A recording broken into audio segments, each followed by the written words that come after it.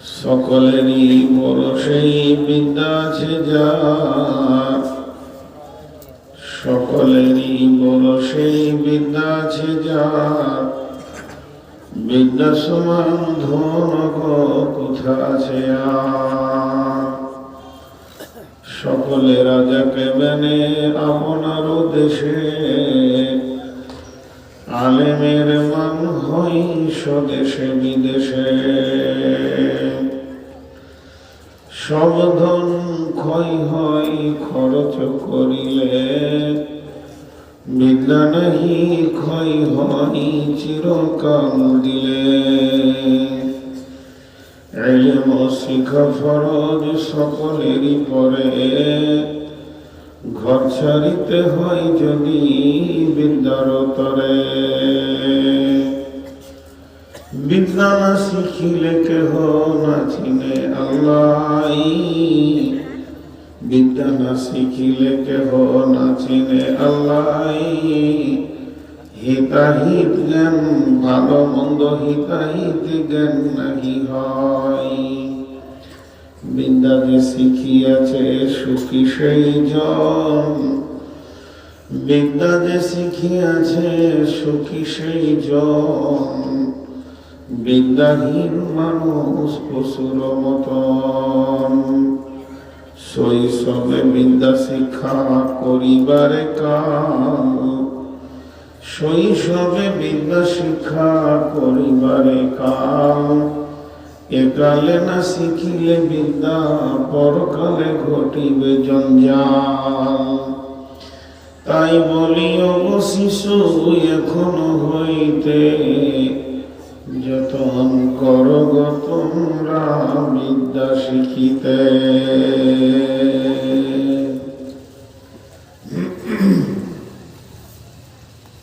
শ্রদ্ধেয় আজকের সভার সভাপতি, উপস্থিত সম্মানীয় অতিথিবৃন্দ, সামনে আমার দিনদার ইমানদার মুমিন ভাই সকল, পর্দা থেকে শুননেওয়ালি মুমিনা মা ও বোনেরা, প্রশংসা তো তার যার প্রশংসা শুরু আছে শেষ নাই। সেই মহান মুনি যিনি আমাদেরকে বড় রহম করম করে তার দিনী মাহফিলে কবুল করেছেন, এর জন্য একবার শুকরিয়া করি, বলি আলহামদুলিল্লাহ। দরুদ ও সালাম বর্ষিত আখিরি পয়গম্বর নবী মুহাম্মদ রাসূলুল্লাহ সাল্লাল্লাহু আলাইহি ওয়াসাল্লামের উপর আল্লাহুম্মা আমিন। আল্লাহুম্মা সাল্লি আলাইহি আল্লাহুম্মা বারিক আলাইহি। শিক্ষিত সুধী মণ্ডলী, আপনারা আমার কবিতা এবং আয়াত উভয় থেকে বুঝতে পেরেছেন আজকের বক্তব্যের বিষয়বস্তু কি।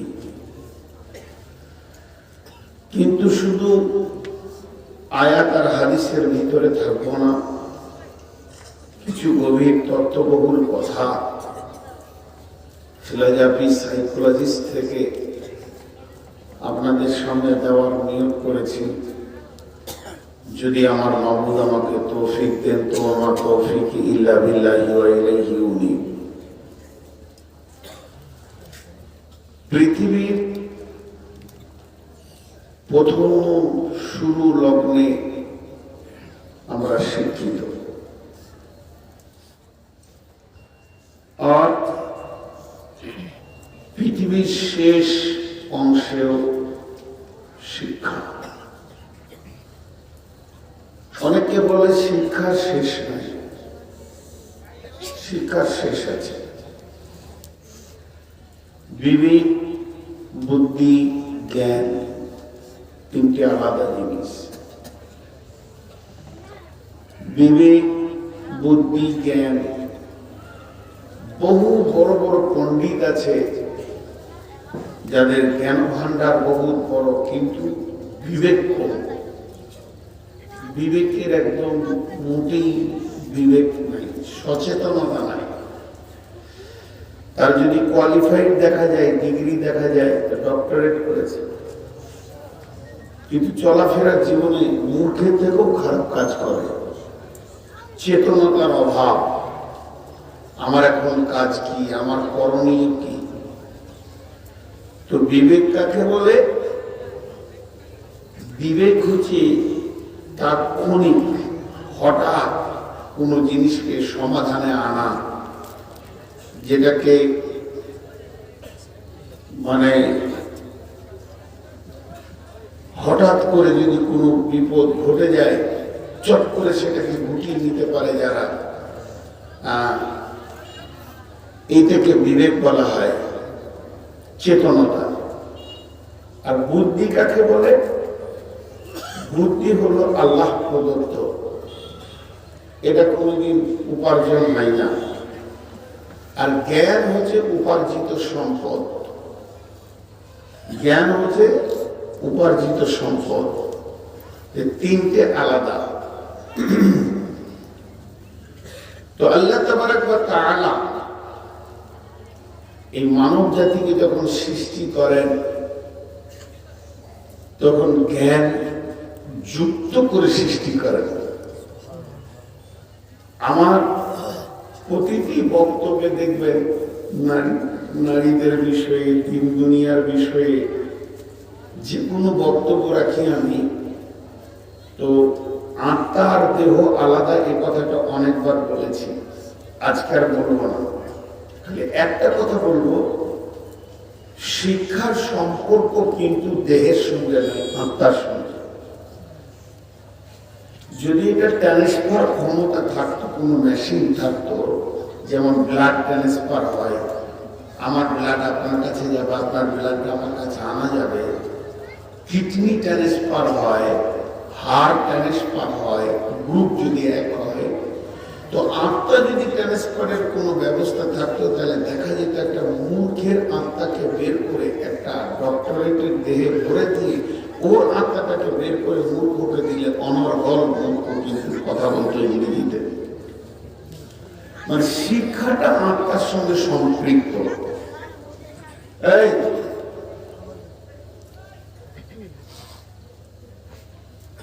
প্রথমে মাথা গরম হয়ে আছে, আর গরম করবি না, খুব ধৈর্য ধরেছে। আর আগামীকাল যাদের জালসা আছে দেখা করে যাবে।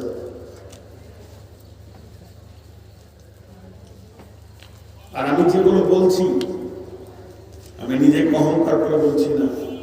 আমার বড় ডিগ্রি আপনাদের দোয়া, আমি বড় আলিম নই, আমার কোনো ডিগ্রি নেই, আমার কোনো কোয়ালিফাইড নেই। আমাকে আল্লাহ কি দিয়েছে আমি জানি না, মানুষ কেন ভালোবাসাটা আমি বুঝতেই পারি না। আমার সামনে যখন মাইক্রোফোন চলে আসে, তখন আমার মাথাটা লাইব্রেরি হয়ে যায়। মাইক্রোফোনটা কেড়ে নেবেন, আমি মূর্খ হয়ে যাবো সঙ্গে সঙ্গে, 2 আর 2 4 আমি বলতে পারবো। এটা আমার আল্লাহ আমাকে দিয়েছে।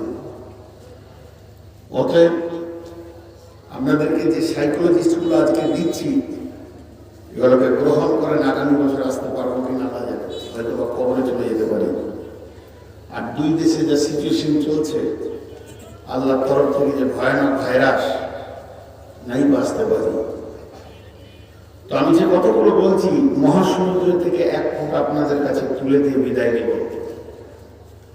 এই চেতনাগুলোকে নেন। তাহলে আত্মার সাথে শিক্ষার সম্পর্ক কি, সহজ করে বলে দিই। আবার এমন একটা কোরআন শরীফ দিয়েছে, আয়াত খুঁজে খুব মুশকিল আমাদের। কিছু জিনিস চিন্তা ভাবনা করে কাজ করতে হবে, তখন তাকে একটা আয়াত খুঁজে বের করতে পারছি না। আমি যাকে মোবাইলটা দিয়েছি, সে হুজুর আবার নাই, চারিদিকে তাকাচ্ছি, আমার মোবাইলে স্ক্রিনশট করা আছে, সে হুজুর আবার কোথায় গেছে আল্লাহ। সে সকালে ঘুমায়, দুপুরে ঘুমায়, রাতে ঘুমায়, সারাদিন ঘুমায়। আল্লাহ ও এখন গান শুনে পারবে, নিশ্চয়ই তো ঘুমাচ্ছে। ওর কাছে আমার মোবাইলটা থেকে গেছে, আমি আর আপনাদেরকে আরেকটা ডেলিভারি দিতে পারছি না, কোন সোনা। তো আমি যে কথা আপনাদের সামনে বলছি, দেখেন, বিসমিল্লাহির রহমানির রহিম। ইকরা বিসমি রাব্বিকাল্লাযী খলাক বিশ্বনবী একদিন নয়, দুদিন নয়, 1 মাস নয়, 2 মাস নয়, তিনি 6 মাস শুধু গারে হিরাতে কাঁদছেন, জাতির জন্য কাঁদছেন। জাতি কেমন করে নাজাত পাবে এর জন্য আল্লাহর নামে কাঁদছে। তুমি কোথায় খাদিম পাঠিয়ে হাত পাগল তেল দিতে যেতে ডজন খানা খাদিম লাগলো। বাজে ছেলে। বিসমিল্লাহির রহমানির রহিম। যে আয়াতটা আপনাদের সামনে পড়ছিলাম, وَإِذْ أَخَذَ رَبُّكَ بَنِي آدَمَ مِنْ ظُهُورِهِمْ ذُرِّيَّتَهُمْ وَأَشْهَدَهُمْ عَلَى أَنفُسِهِمْ أَلَسْتُ بِرَبِّكُمْ قَالُوا بَلَى شَهِدْنَا أَنْ تَقُولُوا يَوْمَ الْقِيَامَةِ إِنَّا كُنَّا عَنْ هَذَا غَافِلِينَ।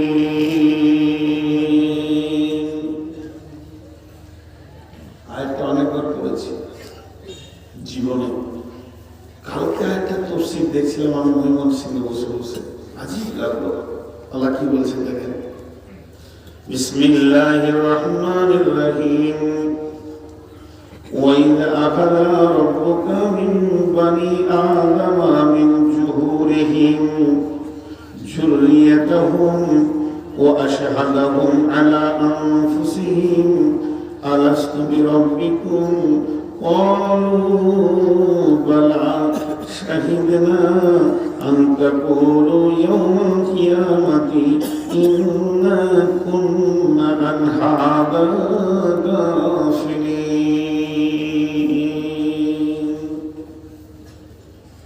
মাঝে একটা কৌতূহল কথা বলি, আবার কোরআন থেকে বলবো। এটাও আমার বয়স কত? 50, আর মাত্র 1 মাস আছে। কেউ 20 বছরের আছে, কেউ 30 বছরের আছে, কেউ 15 বছরের আছে, কেউ 17 বছর আছে। বিভিন্ন বয়সের মাল এখানে আছে না নাই? আছে। কিন্তু আসলে বয়স কত? সবারই বয়স এক। জন্ম তারিখ বলে আপনাদেরকে কাগজ দেয় সরকার। আমাদের ইন্ডিয়াতে আছে ডেট অফ বার্থ, একটা তারিখ জন্মের কাগজ সরকার থেকে দেওয়া হয়। জি, এই ডেট অফ বার্থ, এই ডেট অফ বার্থ আল্লাহ তাবারক ওয়া তাআলা কখন বানিয়েছেন? আপনি ভাবছেন আমার ডেট অফ বার্থ কি, আমি ভাবছি আমার ডেট অফ বার্থ কি। সরকার কাগজ দেয়, এটা তোমার জন্ম তারিখ, এটা আমাদের ইন্ডিয়ান সরকার দিয়েছে। আমি ইন্ডিয়ার লোক, আর এটা প্রমাণপত্র এবং আমার ডেট অফ বার্থ এই জায়গায় আছে। কিন্তু আল্লাহ পাক বলছেন না, এটা তোমার ডেট অফ বার্থ নয়। পৃথিবীর যত মানুষ আছে সকলেই ডেট অফ বার্থ হচ্ছে একদিনই। সকলের ডেট অফ বার্থ একদিন। তারিখটাকে মাসটা বলা যাবে, তারিখ বলা যাবে, সাল বলা যাবে না। মাসটা ছিল মুহররম মাস, তারিখ ছিল 10। মুহররম মাসে 10 তারিখে পৃথিবীর সমস্ত মানুষকে একই সঙ্গে আল্লাহ জন্ম দিয়েছেন। আল্লাহ তাবারক ওয়া তাআলা ওইটাকে ডেট অফ বার্থ বানিয়েছেন। আমি জন্ম নিয়েছি সেদিন, আমার ছোট ভাইও জন্ম নিয়েছে সেদিন। কারণ আল্লাহ কোরআনে বলছেন, হাল আতা আলাল ইনসানি হিনুম মিনাদ দাহরি লাম ইয়াকুন শাইয়্যাম মাযকুরা ইন্না খালাকনাল ইনসানা মিন নুতফাতিন আমসাজিন নাবতালিহি ফাজআলনাহু সামিয়াম বাসীরা। এই দুটো তাফসীর করতে গেলে লম্বা সময় চলে যাবে, বিধায় আমি ওদিকে যাচ্ছি না, খালি ডেট অফ বার্থটা বের করে নিচ্ছি। সেটা কি, একজন এসে প্রস্তাব করেছে, হুজুর আমি বাপের বড় ছেলে। তুমি কি করে জানলে?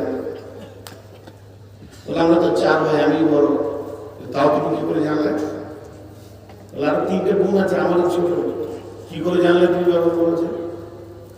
আমার বয়স 62, আমার ছোটটার বয়স 55, তার ছোটটা বয়স 52। এইভাবে কমতে কমতে সকলের বয়স ছোট, আমি হলাম সবার থেকে বড়। তখন ফিলোজফি থেকে, দর্শন থেকে হালকা করে ওস্তাদ হেসে বলছে, বাবা তুমি যে বাপের প্রথম পোকা, এটা তুমি কি করে জানলে? তোমার বাপের অনেক পোকা নষ্ট হয়ে গেছে, যেগুলো স্খলনে চলে গেছে। তোমার বড় ভাই সে তো পৃথিবীতে নাই, তাদের কোনো জিকির হয়নি।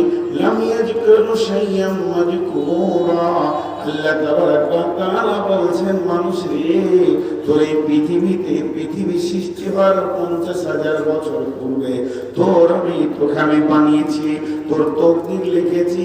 আজকে 25 তারিখে ডিসেম্বরে 25-এ গত রাত্রিতে কুলিয়াদি মাদ্রাসার প্রাঙ্গণে আমি বক্তব্য রাখবো 2021 সালে। এটা আল্লাহ কখন লিখেছেন? এই পৃথিবী সৃষ্টির 50,000 বছর পূর্বে। তাহলে সেই দিন যদি আমার তকদির লিখেছে, তাহলে আমার বয়স বর্তমান কত চলছে?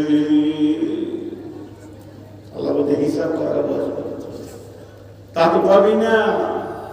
কোটি কোটি বছর তোরা আছিস আমার চোখের সামনে, শুধু মায়ের পেট থেকে পৃথিবীতে এসেছিস, ওইটাকেই বেদ ধরে নিয়েছিস। তার আগে কোথায় ছিলি? জি, আল্লাহ বলছেন আজকে আমার বয়স 50। এখন আমাকে বাংলাদেশ চিনে, ইন্ডিয়া চিনে, ত্রিপুরা চিনে, মেঘালয় চিনে, ভারতবর্ষের 7খানা রাজ্য চিনে, বোম্বাই চিনে, গুজরাট চিনে, আমাকে মেঘালয় চিনে, আসাম জানে, সিকিম জানে, বিহার জানে, আমাকে চেনে ঝাড়খণ্ড, আমার নিজের রাজ্য পশ্চিমবঙ্গ চেনে, আমাকে চেনে ইউপি। পৃথিবীর অর্ধেক মানুষ তোমাকে চিনে ফেললো ইউটিউবের ভিতরে। আল্লাহ বলছে আজ থেকে 20 বছর আগে যখন তোমাকে কেউ চিনত না, তার থেকে 20 বছর আগে চলে যাও, তোমাকে মাদ্রাসার মুরগিরা চিনত। এর থেকে আরো 10 বছর আগে চলে যাও, যেদিন তুমি মায়ের পেটে প্রথম এসেছো, তোমার পরিচয়টা তোমার মায়ের কাছেই ঘটেছে। তোমার মা তোমার আব্বাকে বলেছে। এরপরে পৃথিবীতে যেদিন তুমি এসেছো, প্রথম তোমার পঞ্চায়েত জেনেছে, এরপরে রেশন জেনেছে, এরপর 6 বছর পর প্রাইমারি স্কুল জানলো, হাই স্কুল তোমাকে তখনও চিনেনি। যখন তুমি ক্লাস 5-এ 6-এ ঢুকলে তখন হাই স্কুল ছিল। যখন তুমি মক্তবে পড়তে, মাদ্রাসাওয়ালারা জানতো না, এবার মাদ্রাসা জানলো কখন? যখন তুমি মাদ্রাসায় গেলে। তারপরে তোমাকে জামিয়া জানলো, তারপরে তুমি ইউপিতে চলে গেলে পাঞ্জাবে পড়তে, তখন তারা জানলো। এরপরে তুমি ফারেক হয়ে আসলে, পৃথিবীর পরিচয় হলো না। আস্তে আস্তে জালসার মঞ্চে যখন বসলে, সারা পৃথিবী তোমাকে চিনতে লাগলো। আমার আল্লাহ বলছেন যেদিন তোমার মায়ের মেন্স বন্ধ হয়েছে, তোমার মা বুঝে নিয়েছে আমার পেটে কেউ এসেছে, সেদিন তোমার মা জানতো। কিন্তু জেনে নাও, তার আগে আমি জানতাম। আমি আল্লাহর ইলমে, তুমি কতদিন ছিলে শুনে নাও। এই পৃথিবীটা সৃষ্টি হওয়ার পূর্বে, পৃথিবীটা সৃষ্টি হওয়ার 50,000 পূর্বে আমি তোমার তকদির লিখেছি। ও বান্দারে, তখন তুমি কোথায় ছিলে বলো? আমার হেফাজতের মধ্যে ছিলে। এর জন্য আল্লাহ তাবারাক ওয়া তাআলা সূরা আরাফের ভিতরে এই আয়াতটা কত সুন্দর করে বলছেন। আল্লাহ একটা বলছেন, ওয়াইদা আখাযা রাব্বুকা মিন বানি আদামা মিন জুহুরিহিম যুররিয়াতাহুম ওয়া আশহাদুহুম আলা আনফুসিহিম। আল্লাহ তাবারাক ওয়া তাআলা বলছেন, যেদিন আমি আদমকে বানাই, পৃথিবী থেকে মাটি আনা হলো, আর মাটিটা নিজে হয়েছিল জান্নাতুল ফেরদাউসের ভিতরে, অন্য কোনো জান্নাতে নয়। আর ওই জান্নাতুল ফেরদাউসের ভিতরে একটা বিরাট বড় ময়দান পড়ে আছে। ওই ময়দানে নিয়ে আমি আল্লাহ নিজের হাতে আদমকে বানালাম। তাহলে আদমকে যেদিন আমি নিজের হাতে বানাই, ওই তারিখটা ছিল মুহররম মাসের 10 তারিখ। এবং সেই আদমকে বানানোর পর আল্লাহ তাবারাক ওয়া তাআলা তার পবিত্র হাতটা আদমের পিঠের উপরে রাখলেন। আল্লাহ বলছে যখন আমি ওর পিঠের উপরে রাখলাম তখন বালুর মতো ঝুরঝুর ঝুরঝুর ঝুরঝুর ঝুরঝুর করে পড়তে শুরু হলো। কি পড়লো না, ওই দিনে যেদিন আদমকে বানালাম সেদিন নূর মোহাম্মদকে বানালাম, সেদিন বাংলাদেশের লোককে বানালাম, ইংল্যান্ডের লোককে বানালাম, আমেরিকাওয়ালাকে বানালাম, জাপান, জার্মান, থাইল্যান্ড, ফ্রান্স ওলাকে বানালাম, বিশ্ববাসীকে বানালাম। তার মানে এখনো যারা পৃথিবীতে আসেনি সেই দিনই তাদের জন্ম হয়েছিল। এক কথায় আদম থেকে নিয়ে কিয়ামত পর্যন্ত সমস্ত আত্মাকে একই টাইমে আমি আল্লাহ বানিয়ে নিলাম। বলেন ডেট অফ বার্থ কবে? 10ই মুহররম। সাল কত হলো?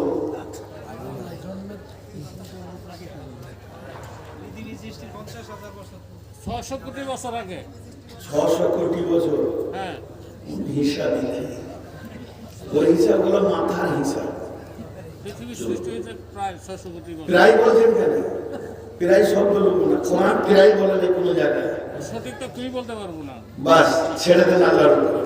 আমি তো আল্লাহর উপর ছেড়ে দিয়েছি। আপনি যা বুকে বলছেন আমার অন্য লোকে লিখে নিন, তারপর প্রায় বলছেন শেষকালে। দেখবেন যদি কেউ বলে আনুমানিক আর প্রায়, কোর্টে ওর সাক্ষী নেবে না। বলে মার্ডারটা কখন হয়েছিল? প্রায় 10:30। বলি তুই ছিলি? আনুমানিক বলতে বলবা, কোর্টে ওর সাক্ষী নেই। বলিষ্ঠ বলতে হবে 10:30 আমি দাঁড়িয়ে থেকে মার্ডার দেখেছি, তবে সাক্ষী নেবে। আনুমানিক আর প্রায় বলে কোনো কিছু নাই। ওই করে করে তো নাস্তিকরা শেষ করে দিলে দুনিয়াটাকে। বলছে আগেকার যুগের লোকেরা কি করতো, বনে জঙ্গলে থাকতো, পশু মেরে খেত। ইতিহাস দিচ্ছে, তাই না ভাই? তুই দেখেছিল? তোমার বাপ দেখেছিল? হাজি পৃথিবীর প্রথম মানুষ আদম, সে পশু মেরে খাবে? নবী হারাম খাবে? এদের মাথাগুলোতে কিচ্ছু নেই। ওই আইডিয়া করে সব ঢেলে দিলে। আজকে হবে ওই আর কি চলবে আজকে। তো সেই দিন ডেট অফ বার্থ, জন্মের পরে পরই আল্লাহ কি দিচ্ছেন বলে। জন্মের পরে পরই, এখনো দেহ আসেনি। এই জায়গাটা গুরুত্ব দেন খালি, আমি ট্রেস দিচ্ছি, ঘুরিয়ে বলছি। এখনো দেহ এলো না, দেহ তৈরি হলো না, শুধু আত্মা। একটাই দেহ তৈরি হয়েছে আদমের, ওই স্ট্রাকচারে, ওই রূপে, ওই ছাঁচে। বাকিগুলো হবে কিয়ামত পর্যন্ত। আল্লাহ প্রথম কি দিল? পানি দিল, খাবার দিল, স্বর্গ দিল, কি দিল আপনাদেরকে? আল্লাহ তাবারাক ওয়া তাআলা পৃথিবীর সৃষ্টিতে নয়, বরং মানব কুলকে সৃষ্টি করে প্রথমেই শিক্ষা দিল, আলাস্তু বিরাব্বিকুম, আমি কি তোমাদের প্রভু নয়? শিক্ষার গুরুত্ব কত আমি এটা বোঝাতে চাইছি। শিক্ষার গুরুত্ব কতটা? পৃথিবীর জন্ম লগ্নে আদমকে জন্মের পরে পরে যত আত্মা জন্ম হলো, প্রথমেই শিক্ষা দিল বন্ধুরে। আর শিক্ষাটা কি ছিল? আলাস্তু বিরাব্বিকুম। সেদিন ক্লাসে টিচার কে ছিলেন, শিক্ষক কে ছিলেন, মুআল্লিম কে ছিলেন, মুদারিস কে ছিলেন, হুজুর কে ছিলেন? সারা বিশ্ববাসী ছিল ছাত্র, এমনকি বিশ্বনবীর ছাত্র, সমস্ত নবীর ছাত্র, যত ইমাম হযরত ছাত্র, ইমাম বুখারী সেদিন ছাত্র, আপনি ছাত্র, আমি ছাত্র, ইহুদি নাসারা মাজুসি ছাত্র। পৃথিবীতে যতগুলি জাতি ভেদ হয়েছে সবাই ছাত্র। শিক্ষক একজন, এর মতো অদ্বিতীয় শিক্ষক আর নাই, এর মতো দামি জ্ঞানী হবে না। তিনি হলেন আমার আল্লাহ। আল্লাহ নিজেই বলছেন, আলাস্তু বিরাব্বিকুম, আমি কি তোমাদের প্রভু নয়? আমরা সকলে বললাম কালু বালা, যারা বলেন ক্বালু বালা। আল্লাহ সঙ্গে সঙ্গে বলেন শাহিদিনা, আমি তোদেরকে দিয়ে তোদেরকে সাক্ষী বানালাম, যেদিন আমি কিয়ামতের মাঠে হিসাব নিব। আল্লাহ তোমাকে চিনি না এ কথা বলার ক্ষমতা হবে না, কারণ আমি যদি বলি কোন হুজুর তোর কাছে পৌঁছায় নাই, তো আমি আল্লাহ তো তোকে বলেছিলাম আলাস্তু বিরাব্বিকুম ক্বালু বালা। রব মানে কি? রব মানে রব মানে সৃষ্টিকর্তা, খালিক মানে সৃষ্টি। তাহলে রব মানে পালনকর্তা, পরওয়ারদিগার, আল্লাহওয়ালা, বিভিন্ন ভাষা আসছে। কিন্তু একটা কথা জেনে নেন, রব রব রব এর আবিধানিক অর্থ কেউ করতে পারেনি আজ পর্যন্ত, কিয়ামত পর্যন্ত পারবে না। রবের যে অর্থ, এর যে গভীরতা, তবে বোঝানোর জন্য কিছু কিছু অর্থ পৃথিবীতে এসেছে। আমি একটা সহজ উত্তর দেব, সহজ, আর আমি আমার ব্রেন থেকে দিব না, বিরাট বড় দার্শনিকের কথা। রব, রব কাকে বলে?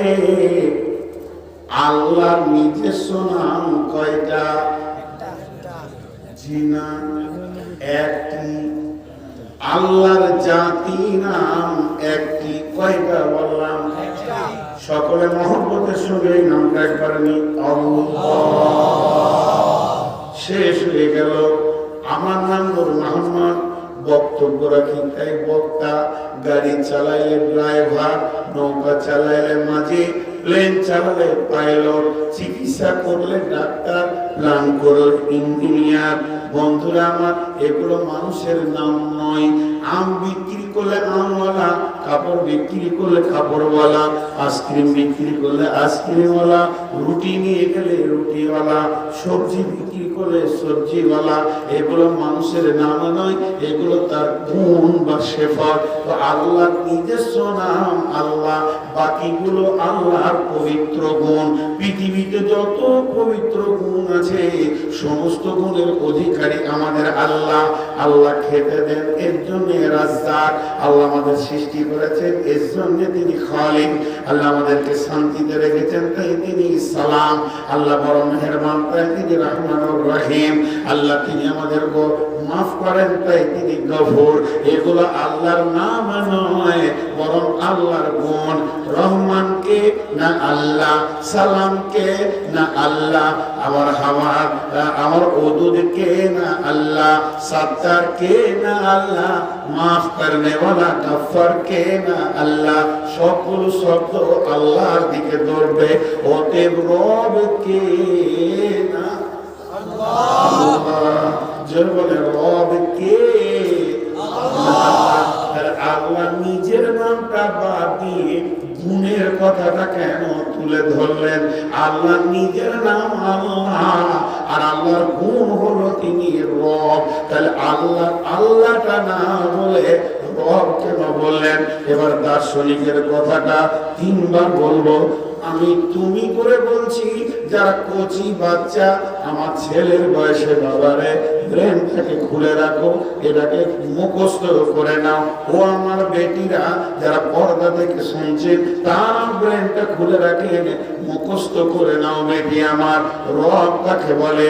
বলছে অনস্তিত্ব থেকে অস্তিত্ব দিয়ে আনুপাতিক হারে যিনি আমাদের চাহিদা মেটান, তিনি আমাদের রব। অনস্তিত্ব থেকে অস্তিত্ব দিয়ে আনুপাতিক হারে যিনি আমাদের চাহিদা মেটান, তিনি আমাদের রব। আমাদের অস্তিত্ব ছিল না, যিনি অস্তিত্ব দিয়েছেন। আর যখন যেটা প্রয়োজন, ওই প্রয়োজনটা যিনি আমার মিটিয়ে দেন, তিনি আমার রব। এবার একটা উদাহরণ দিব। জীবন গরম লেগেছে, থাকতেও পারি না, যার লাগছে।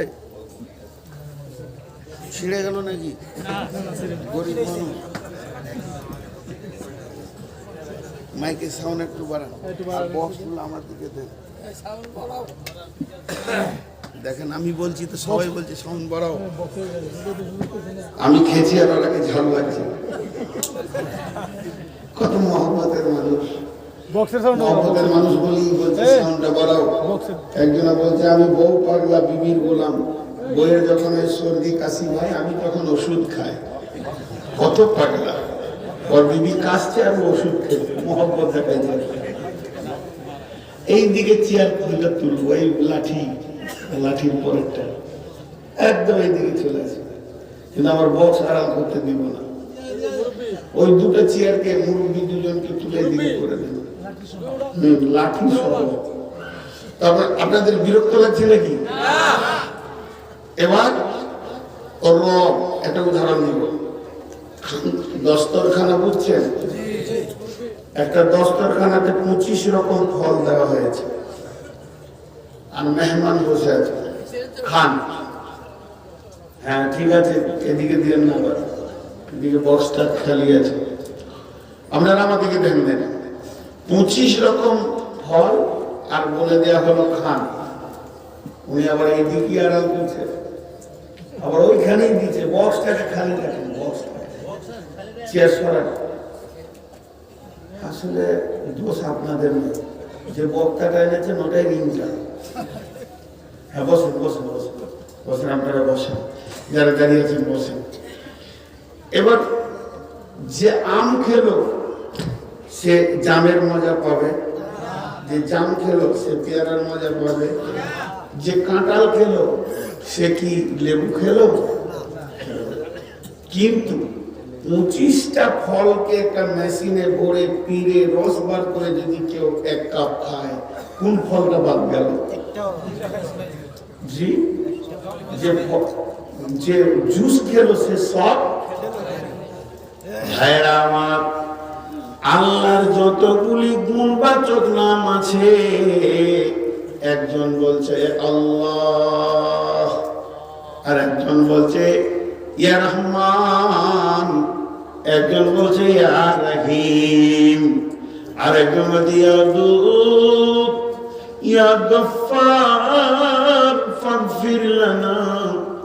99টা লোক 99টা নাম ধরে ডাকছে, আর একটা লোক কোন নাম নাই, তিনি বলছেন রব্বানা। যে বলবে রব্বানা, 99টা গুণের ভিতরে যা আছে শুধু রবের ভিতরে তাই ভরা আছে।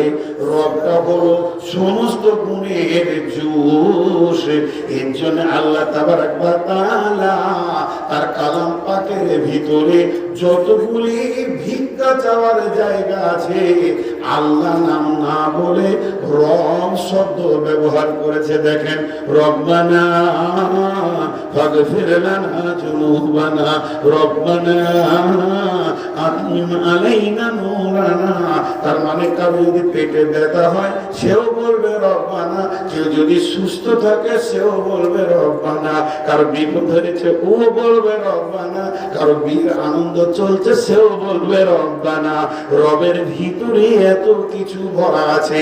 তো আল্লাহ তাবারক ওয়া তাআলা বলছেন, পৃথিবীর সব থেকে কঠিন শিক্ষা হলো রবের পরিচয় করা, নিজের সঙ্গে রবের পরিচয় করা। তাই এই হার্ড ক্লাসটা বিশ্ব নবীর মতো ব্যক্তির দ্বারা সম্ভব হবে না। তাই আমার আল্লাহ নিজে ক্লাস করে নিলেন, আলাস্তবে রব্বিকুম, আমি কি তোমাদের প্রভু নয়? কথা বুঝে আসলো? তাহলে আত্মা জগতের প্রথম শিক্ষা শুরু হলো। জি, শিক্ষা কোথায় শুরু হলো? শিক্ষার গুরুত্ব কত? খালি এই জায়গাটা খেয়াল করেন, গুরুত্ব শব্দটাকে খেয়াল করেন। আত্মা জগতে শিক্ষা শুরু হলো। হাজি কতদিন শিখবে? ও শিখবে কতদিন? হ্যাঁ জি, বিশ্বনবী বলছে এবার জানটা যাবে, ধুক ধুক করছে, মাঝে মহতে ধরেছে, মুমূর্ষু অবস্থায় আছে, তারপরে ওর কাছে কালেমার তালকিন দাও। তাহলে শিক্ষা শুরু কোথা শেষ কোথা? শিক্ষা এত মাস্ট জিনিস, আহাদ থেকে লাহাদ পর্যন্ত, মায়ের কোল থেকে জানাজার খাট পর্যন্ত শিক্ষা রয়েছে। একটা উপন্যাসের এক টুকরো বলবো, বড় উপন্যাস। একটা সমুদ্রে জলজাহাজ চলছে, আর ওরই ভিতরে একজন জানলার ধারে বসে বই পড়ছে,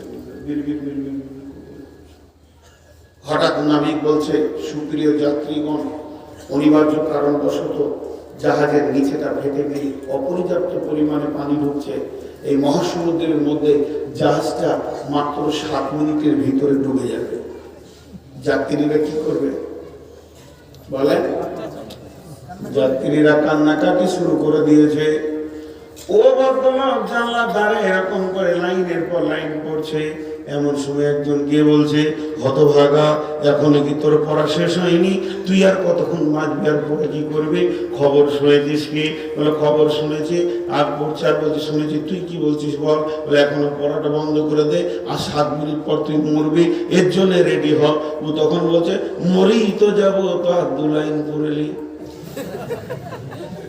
তোর চিৎকার করে যা হবে, লাফিয়ে যা হবে, আমার বসে থেকে তাই হবে।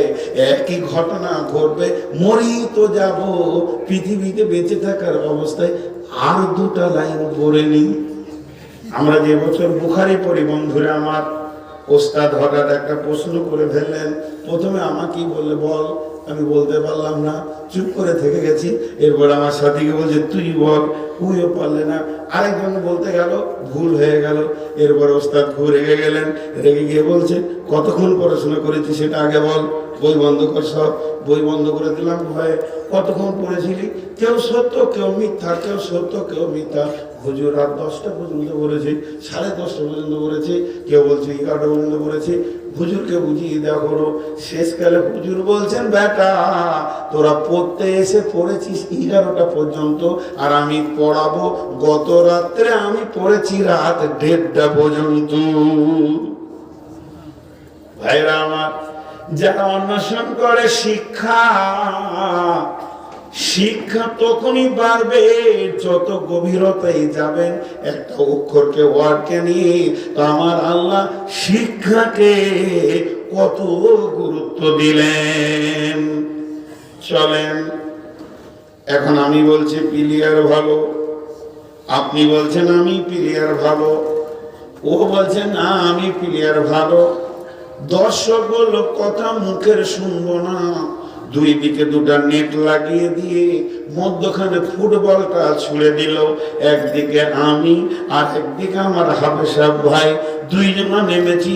ও আমার দিকে বল মারে, আমি ওর দিকে মারি। 2 ঘন্টার খেলা চলছে, আমি 3খানা গোল দিয়ে দিলাম। দর্শক বলবে, নিশ্চয় আপনি প্লেয়ার ভালো, কারণ যখন গোল উনি আমাকে দিয়ে দেবেন, বলবে নিশ্চয় আপনি প্লেয়ার ভালো। মুখের কথা শুনবো না, ময়দানে গিয়ে দেখে নিব কে প্লেয়ার ভালো আর কে প্লেয়ার ভালো নয়। এখন বলেন, যেদিন আদমকে বানানো হয়, ফেরেশতারা কি বলেছিল? ফেরেশতারা বলেছিল, ওই যে ক্বালা রাব্বুকা লিল মালাইকাতি ইসজুদু লিআদম ফাসাজাদু ইল্লা ইবলিস। একমাত্র ইবলিস এটা মানতে সাজদা করলো না। কিন্তু ওই যে ক্বালা রাব্বুকা লিল মালাইকাতি ইন্নী জাইলুন ফিল আরদি খলিফা ক্বালু আতাজআলু মান ইফসিদু ফিহা ওয়া ইসফিকু দিমা ওয়া নাহনু নুসাব্বিহু বিহামদিকা ওয়া নুকদ্দিসু লাকা ক্বালা ইন্নী আ'লামু মা লা তা'লামুন। ফেরেশতারা মৃদু, আল্লাহর সামনে কড়া প্রতিবাদ করার ক্ষমতা কারো নাই। মৃদু হালকা একটা প্রতিবাদ করেছিল যে আল্লাহ আমরা ভালো। তা আল্লাহ বললে, ইন্নী আ'লামু মা লা তা'লামুন, আমি যা জানি তোমরা তা। আদম সৃষ্টি হয়ে গেল। এবার প্রতিদ্বন্দ্বী খেলার মাঠে কে কে নামলো? একদিকে ফেরেশতা আর একদিকে আদম। কি খেলার মাঠে কে নামলো? একদিকে ফেরেশতা আর একদিকে আদম। বলটা কি ছিল? খেলাটা কি খেলা ছিল? শিক্ষা। শিক্ষা কি ছিল? ক্বালু, আল্লাহ বলেন ওয়াল্লামা আদামাল আসমাআ কুল্লাহা সুম্মা আরাদাহুম আলাল মালাইকাতি ফাকালা আনবিউনি বিআসমাই হাউলাই ইন কুনতুম সাদিকিন। এই জায়গাটাকে একটু পরিলক্ষণ করেন 1 মিনিট, তাহলে বুঝতে পারবেন শিক্ষার গুরুত্বটা।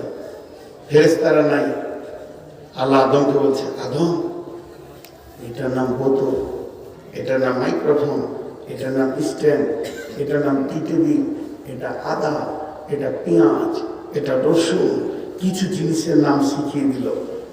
কি করলো? কিছু জিনিসের নাম শব্দটা ব্যবহার করেন, কি করলো? শিখিয়ে দিল। তাহলে আদম কি করলো? শিক্ষা নিল, শিক্ষা গ্রহণ করলো, প্রাইভেট পড়লো, টিচিং নিল, তিনি কোচিং করলেন, টিউশনি পড়লেন। তার মানে ওর ভিতরে খানিকটা মাল লোড হলো। এবার আল্লাহ ফেরেশতাদেরকে ডাকলেন, ডাকার পর বলছেন যে ফেরেশতার দল, ক্বালু, এ ফেরেশতার দল, ওয়াল্লামা আদামাল আসমাআ কুল্লাহা সুম্মা আরাদাহুম আলাল মালাইকাতি, হে ফেরেশতা দল, এই জিনিসগুলোর নাম তোরা বল। আলাল মালাইকাতি ফাকাল আনবিউনি বিআসমাই হাউলাই ইন কুনতুম সাদিকিন। ফেরেশতারে যতগুলো জিনিস দেখছিস এই জিনিসগুলির নাম তোরা বল। আদম তখন মুচকে মুচকে হাসছে, তার মানে ওর তো ক্লাস হয়ে গেছে, ওর মুখস্থ হয়ে গেছে। এবার ও জিতে যাবে বুঝতে পেরে নিয়েছে, ফেরেশতারা মাথা নাম করে নিয়েছে, পারছে না। তখন আল্লাহ আদমকে বলে, আদম রে জিনিসগুলোর নাম জানিস কি? বলে জি জানি, কারণ আমার মধ্যে জ্ঞান ঢুকেছে, আমি ক্লাস করে নিয়েছি। এবার আদম একটা একটা একটা একটা করে জিনিসের নাম যখন বলে দিল, আর যখনই বলা হয়ে গেল তখন ওরা বলো ক্বালু সুবহানাকা লা ইলমা লানা ইল্লা মা আল্লামতানা ইন্নাকা আনতাল আলিমুল হাকীম। হে দয়াল মাবুদ গো, আমরা ফেরেশতারা স্বীকার করে নিলাম আমাদের কাছে এত জ্ঞান ভান্ডার নাই, আপনি যতটুকু দিয়েছেন তার ভিতরেই আমরা সীমাবদ্ধ রয়েছি, এবং আপনার কাছে ইলম এবং কৌশল হিকমতে পরিপূর্ণ রয়েছে। অতএব আমরা নত স্বীকার হলাম যে আদমের মতো আমরা দামি নয়। আমার বক্তব্যের বুঝতে পেরেছেন কিনা আমার প্রশ্নের উত্তর আমি বুঝে নেব। ফেরেশতাদের থেকে উপরে তুলে দিল আদমকে, সেটা কি? শিক্ষা। মাশাআল্লাহ, সামনে সেশন শুরু হবে জানুয়ারি থেকে, ছেলেদেরকে তৈরি করার। এবার কোন শিক্ষাটা ঠিক ওইটা শেষে বলবো। শিক্ষার আবার অনেক ভেজাল আছে, আমি আবার শিক্ষার বিরুদ্ধে যাব, তখন আপনারা আমার সঙ্গে যাবেন কিনা তা জানেন। দেখেন না, যেতে পারবেন না, অনেক আবার রেগে যায় যে কোন ধরনের কথা বলছে। তাহলে এটা আল্লাহর কথা বলা হয়ে গেল। নবীজি শিক্ষাকে কতটা গুরুত্ব দিয়েছেন এবার ওই দিকে আলোকপাত করি, তারপরে মেন আয়াতের দিকে চলে যাব। বিশ্বনবী শিক্ষাকে কতটা গুরুত্ব দিয়েছেন। বিসমিল্লাহির রহমানির রহিম।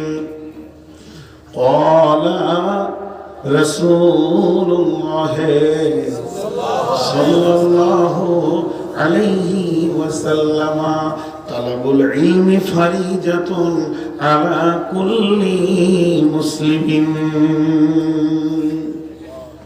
রাসূলুল্লাহ সাল্লাল্লাহু আলাইহি ওয়াসাল্লাম ইলমকে কি বলেছেন? তালাবুল ইলম। তলব মানে হচ্ছে অন্বেষণ করা, ইলমকে সন্ধান করে গ্রহণ করাটা হলো কি? ফরজ। তাহলে ফরজ কয় রকম? ফরজ আবার কয় রকম? 2 রকম। একটার নাম হচ্ছে ফরজে কিফায়া, আর একটা হচ্ছে ফরজে আইন। একটা ফরজে আইন যাকে বলা হয়, এর মানে হচ্ছে অপরিহার্য ফরজ, এটা করতেই হবে, ছেড়ে দিলে কাবিরা গুনাহ হবে। আর ফরজে কিফায়া মানে যথেষ্ট ফরজ সকলকে করতে হবে, এর কোনো মানে নাই 2-5 জন হলেই হয়ে যাবে। কি রকম? আপনার কাছে খবর এলো যে আপনার কাঞ্চনে কোনো আত্মীয় মারা গেছে, সে আপনার ভাইরা হয় কিংবা আপনার খালু হয়, বাড়িতে 25 জন লোক আছেন, সকলকেই শরীক হতে হবে, এর কোনো মনে নাই। আব্বাকে পাঠিয়ে দিলেন, বড় ভাইকে পাঠিয়ে দিলেন, কোন আলিম দ্বীন মারা গেছে পাঁচরুকিতে, আপনারা গোটা সমাজ মসজিদে বসলেন, যে সমাজ থেকে 5 জনকে পাঠিয়ে দিলেন, গোটা সমাজ নেকি পেয়ে যাবে, এর নাম ফরজে কিফায়া। আর ফরজে আইন কাকে বলে?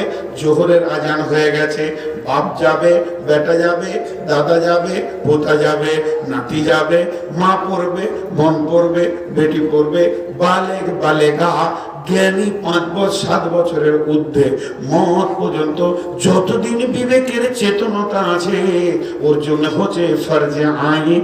বন্ধুরে, কত বড় ফরজে আইন! আমি এক বন্ধুকে জিজ্ঞেস করছি, বন্ধু তুমি নামাজ পড়ো? চুপ করে আছে, বলে ব্যস্ত, রান্না বান্না, হোটেলে রান্না বান্না, ব্যস্ত, চারিদিকে আমি এখানে চাকরি করি, হুজুর কেমন করে নামাজ পড়বো?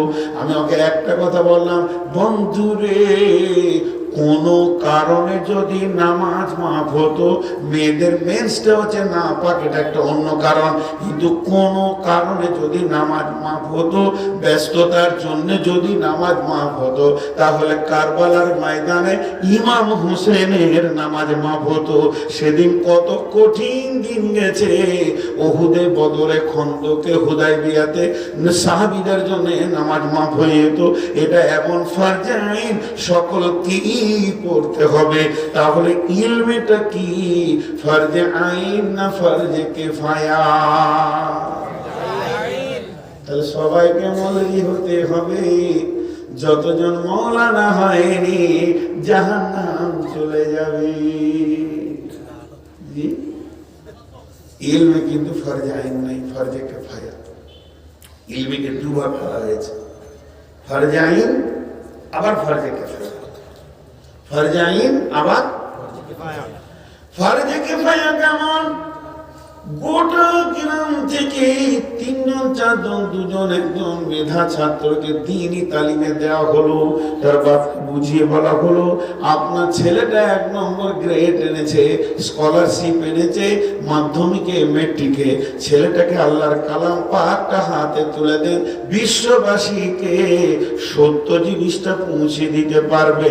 এই গাঁ থেকে 1 জন 2 জন মেধা ছেলে ভালো আলিম হয়ে যাবে, এটা হচ্ছে ফরজে কিফায়া। প্রত্যেকটি মুসলমানকে আলিম হতে হবে, এইরকম ফরজে আইন নয়। মাঝে ছোট একটা কথা বলেনি, আমাদের পশ্চিমবঙ্গে, ভারতবর্ষে 2002 একটা ছেলে অল ওয়েস্ট বেঙ্গলে স্কলারশিপ পেয়েছিল। তো ছেলেটা আবার খ্রিস্টানদের, দেখেন খ্রিস্টানের ছেলে আর অল ওয়েস্ট বেঙ্গলে স্কলারশিপ পেল। এমনকি সিএম, মুখ্যমন্ত্রী, চিফ মিনিস্টার, তিনি তার বাসায় গিয়ে তাকে সাক্ষাৎকার নিল, টিভি সাক্ষাৎকার হলো, এবং বললে যে এই ছেলেটা যে লাইনে পড়বে, গবেষণাগারে যদি যেতে চাই, কিংবা যদি ও ডাক্তার, মাস্টার, যা হবে, ইঞ্জিনিয়ার, যে লাইনে যাবে, পুরো খরচা বের করবে সরকার। দেখেন কত সুযোগ। কিন্তু পত্রের সমস্ত খ্রিস্টানেরা, বড় বড় পোপ, প্যাদ্রি এসে তার বাপকে ধরলো যে ছেলেটাকে ধর্মের লাইনে নাও। কারণ যে ছেলেটা ডাক্তার হতে পারবে, ব্রেন, যার ব্রেন ইঞ্জিনিয়ার হতে পারবে, ওই ছেলেটার হাতে কোরআন দিলে সমাজের সে চিকিৎসা করবে, সমাজকে সে প্ল্যান করে করে আগিয়ে নিয়ে যাবে। আমাদের হতে কি, আমাদের হচ্ছে মাধ্যমিকে যে 4 বার ফেল করে চোখে নিয়েছে, কোরআনে বলে দিলে, বলছে শিখ বাবা এতিমখানায় থাক। আচ্ছা বলেন, ওর কাছ থেকে কি আশা করা যাবে? জি, একটা মেডিকেল টেস্টের পরীক্ষা হচ্ছে, অল বাংলাদেশে 66,000 ছেলে বসেছে, তার মধ্যে 400 ছেলে চান্স পেল। 66,000 মেধা ছেলের মধ্যে তাকে নিল, সে ডাক্তার হবে। তাহলে যদি বলা হতো অল বাংলাদেশে মানে 70,000 ছেলে বসে 3 জনকে কোরআনে দেওয়া হবে, তাহলে ঠিক ছিল। কিন্তু এখন ঘটনা হচ্ছে কি, যেটা একবারে বদমাস, লেখা জানে না, পড়া জানে না, হুঁশ নাই, জ্ঞান নাই, ওইটাকে নিয়ে এসে এতিমখানায় দিয়ে দিয়েছে। যে ভাবছে এই কোরআনকে পৃথিবীতে প্রচার করবে, কিন্তু মেডিকেলের থেকে ওইটা হার্ড কোর্স। এটাকে বুঝতে গেলে হালকা জিনিস দিয়ে হবে না। আমরা হালকা জিনিস দিয়ে বুঝতে গিয়ে কোরআন এবং দিন, ইসলাম তথা দিনের যারা যাজক, যারা দিনকে আগিয়ে নিয়ে যাবে ড্রাইভার, এরাই আজকে হাল ছেড়ে পাল ধরে বসে আছে। কেন? সেই মেধা ছেলে এখানে পৌঁছায় নেই। একটা কবিতা বলবো, আলিম যারা আছেন তাদের হাতগুলো ধরে নিচ্ছি। কবিতাটা আমার লেখা নয়, একজন বড় আলিমের লেখা। শত শত আলেম ধরাই দেখতে পাওয়া যায়, ফতোয়াবাজি করে শুধু, আমল কিছু নাই। কেউ তো তামাক হারাম করে, কেউ তো গিলে খায়, নামাজ পড়ে দোয়া নিয়ে ফাসাদ হয়ে যায়, ইমামতি নিয়ে কত কারাকারি করে, একই সঙ্গে দুটি জামাত দেখো জুমার ঘরে, নতুন মসজিদ এত দূরে তৈরি করা হয়, আজান শোনা দূরের কথা তকবির শোনা যায়, আদি যুগের বিয়ের প্রথা কেউ তো হারাম করে, নতুন ঢঙ্গের বিয়ে দিতে বলে গায়ের জোরে। আরো একটি আলেম দেখে ধন্দ লেগে যায়, আরো একটা ঝগড়া দেখে ধন্দ লেগে যায়, বিরেলিয়ার দেওবান্দিতে লড়াই হয়ে যায়, বিরেলিরা কবর পূজা পীর পূজা করে, আর দেওবান্দিরা হাদিস ছেড়ে ফিকা নিয়ে মরে। আইলা হাদিস কাফের নাকি হানাফি আলেম কয়, তাদের পিঠে পড়া নামাজ ফাসেদ হয়ে যায়। আইলা হাদিস আলেমের হানাফিকে বলে, কিয়ামতের মাঠে তোরা যাবি রসার তলে। এক অপরে কাফের বলে লজ্জা কিছু নাই, এক অপরে কাফের বলে লজ্জা কিছু নাই, কাফের আদালতে গিয়ে বিচার নিতে চায়। একই হাদিস, একই কোরআন, রসুল একই জন, তবু কেন একই হতে চাই না এদের মন। আলেমদের কীর্তি দেখে ধন্দ লেগে যায়, ধর্ম তরি ডুবো ডুবো মাঝের চিন্তা না। আজকে পাগলদের হাতে পড়ে গেছে ধর্ম তরিটা। এটা আফসোস করে বললাম, কেউ দুঃখ করবে না।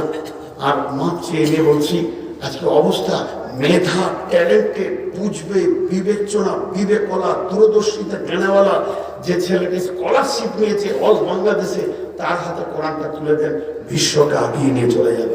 ইমামতি করবে সে, সারা পৃথিবীর ইমামতি করবে। আজকে আমাদের অবস্থাটা হয়ে গেছে শেষ। এর জন্য আল্লাহ তাআলা শিক্ষাকে এত গুরুত্ব দিয়েছেন। আর বিশ্ব নবী বলেছেন, আলিম হওয়া ফরজে কিফায়া, বেছে বেছে মালগুলোকে তুলো, তাদের হাতে কোরআন তুলে দাও, তারা ড্রাইভিং করবে, পেছনে পাবলিক তাদের সঙ্গে হাঁটবে। আল উলামা ওয়ারাসাতুল আম্বিয়া। জি ভাই, এটা হলো ফরজে কিফায়া। আবার শিক্ষা ফরজে আইন। শিক্ষা ফরজে আইন, এটা বাপকে শিখতে হবে, বেটাকে শিখতে হবে, নাতিকে শিখতে হবে, বংশকে শিখতে হবে, মাকে শিখতে হবে, বোনকে শিখতে হবে, বেটিকে শিখতে হবে, ফ্যামিলিকে শিখবে, এই বংশ শিখবে, ওই বংশ শিখবে, শিকদার বংশ শিখবে, ভুইয়ার বংশ শিখবে। পৃথিবীর কোন মুসলিম বলবে না যে আমি শিখবো না। যিনি নিজেকে মুসলমান মনে করবেন, মুসলিম মনে করবেন, তারা বলে ইলমে ফারিজাতুন, ওর জন্য ফরজ। দুটি জিনিস জানা অপরিহার্য ফরজ, দুটি জিনিস জানা অপরিহার্য ফরজ, দুটি জিনিস জানা অপরিহার্য ফরজ। সেটা কি? প্রতিদিন, প্রতি সপ্তাহ, প্রতি মাস, প্রতি বছর, জীবনে যতগুলি আমল আল্লাহর কাছ থেকে হুকুমগুলো তোমার দিকে আসছে, ওই হুকুমটা কখন কিভাবে আমার দিকে আসছে, এবং ওইটাকে নবীজি কিভাবে পুরা করে কমপ্লিট করে আল্লাহকে জমা দিয়েছিলেন, এইটাকে জমা দেওয়া, হুকুমটা কেমন ভাবে এলো জানা, এবং কেমন করে ওই হুকুমটা আল্লাহকে জমা দিব আমল নামায়, এতটুকু প্রত্যেকটি মুসলমানকে জানতে হবে। বুঝতে পারলাম? আলিম হতে হবে না।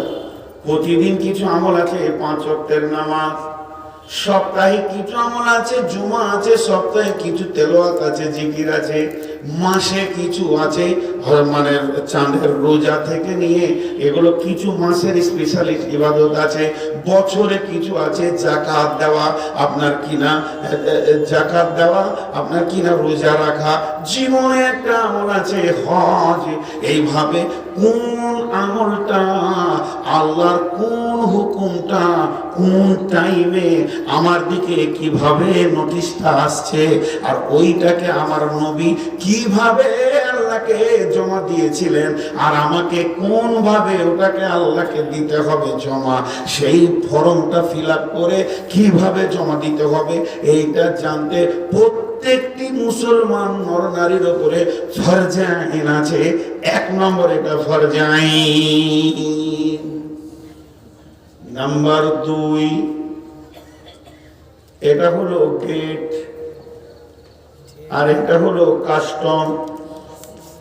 এর আগে বলেছি না, আমি ভুলে গেছি। দেখেন নাক, আল্লাহ তা বলছে রব্বানা মা খালাকতা হাযা বাতিলান, আল্লাহ যা বানিয়েছে তাকে বাতিল করা যাবে না। আপনাকে যদি 1 প্লেট বিরিয়ানি দেওয়া হয়, মানে খাসির বিরিয়ানি, আর বিরিয়ানি থালা 2 ইঞ্চি পাশে এতটা পোকা দিলে খেতে পারবেন? জি, খেতে পারবেন? ছুঁড়ে ফেলে দেবেন। কিন্তু আমার আল্লাহর কারিশমা দেখেন, যে হলার দিয়ে ঢুকছে আপনার বিরিয়ানি, মুরগা, মুরগি, যেদিকে মাছ, মাংস, ডাল, সবজি, রুটি, চা, পৃথিবীর ফল ফ্রুট যেদিকে আপনার ঢুকছে, মাত্র 1/4 ইঞ্চির ওপরে ফ্যাক্টরিটা রাখা আছে। আছে না নাই?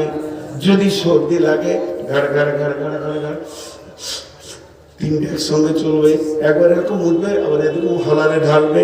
পৃথিবীর কেউ বলেনি মাবুদ রে এটাকে পেছন দিকে করে দাও, বড় ডিস্টার্ব করে খাবার সময়। কিন্তু তা নয় বন্ধু, এটাকে আপনাদের দেশে যেখানে বর্ডার ওখানে কাস্টম রাখা আছে, এয়ারপোর্টে কাস্টম রাখা আছে, আমার ইন্ডিয়াতেও কাস্টম রাখা আছে। কাস্টমের কাজ কি? গোটা বডিটাকে সে চেক আপ করবে যে বাংলাদেশ থেকে কোনো দুষ্কৃতি ইন্ডিয়াতে ঢুকে গেল কিনা। আমি যখন এয়ারপোর্টে নেমেছি আমাকেও টেস্ট করা হয়েছে যে ইন্ডিয়া থেকে কোনো দুষ্কৃতি বাংলাদেশে ঢুকে গেল কিনা।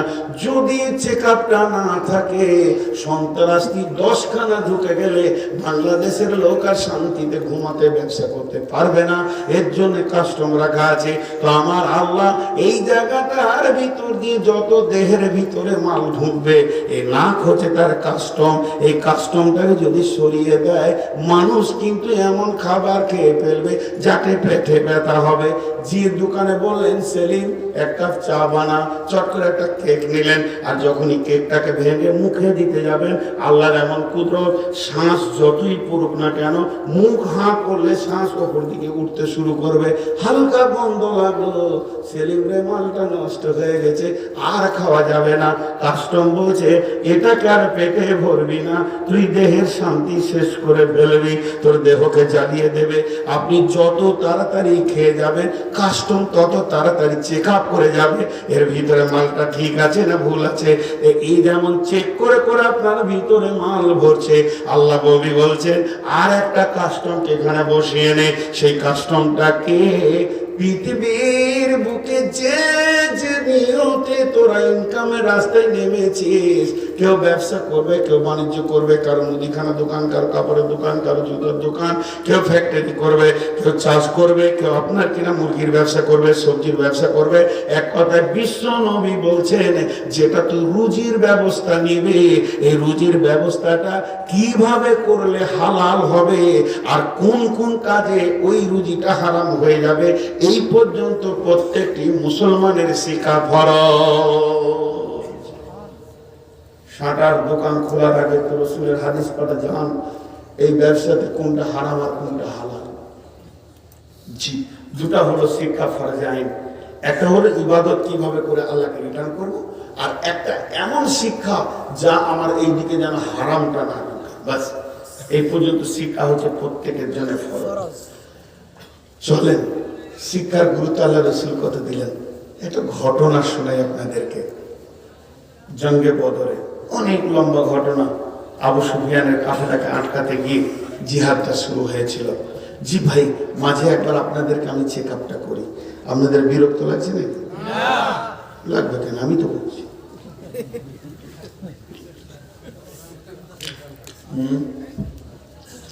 একটু একটু করে ঘুম ভাঙাতে হয়।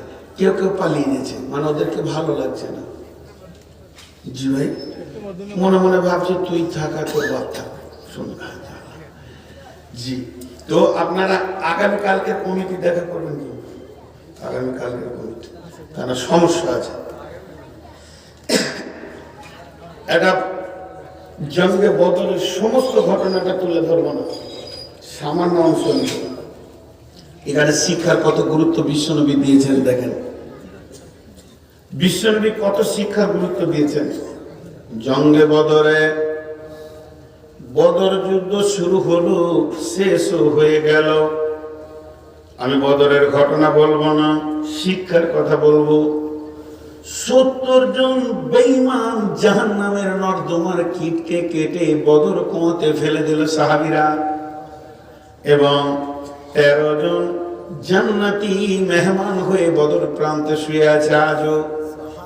ভাইরা আমার, বাকি 70 জন বেঈমানকে ওই বদর প্রান্ত থেকে গরুকে যেমন ডাকিয়ে হাঁকিয়ে নিয়ে আসে, ওইভাবে নিয়ে এসে মদিনা মানওয়ার মসজিদে নববীর খেজুর গাছের খাম্বাতে বেঁধে দিলেন। বন্দি কতজন? সবাই বলবে না, 3 জন বলবে। বন্দি কতজন? 70 জন বন্দি, এবং একই খাম্বাতে 2 জন বাঁধা আছে। সেটা হলো নবীজির জামাই জাইনাবের স্বামী, আর বাঁধা আছে নবীজির চাচা হযরতে আব্বাস রাদিয়াল্লাহু আনহু। তাদেরকে সাহাবীরা এত মোটা দড়িতে টাইট করে বেঁধেছে, এই জায়গাতে দাগ হয়ে গেছে। বিশ্বনবী যখন ফজরের নামাজে এলেন, রাসূল রাহমাতুল লিল আলামিনের চোখে অশ্রু পড়তে লাগলো। আপন চাচা, আপন জামাই, পাগুলো তাদের ফুলে গেছে, সারা রাত তারা বসতে পারেনি।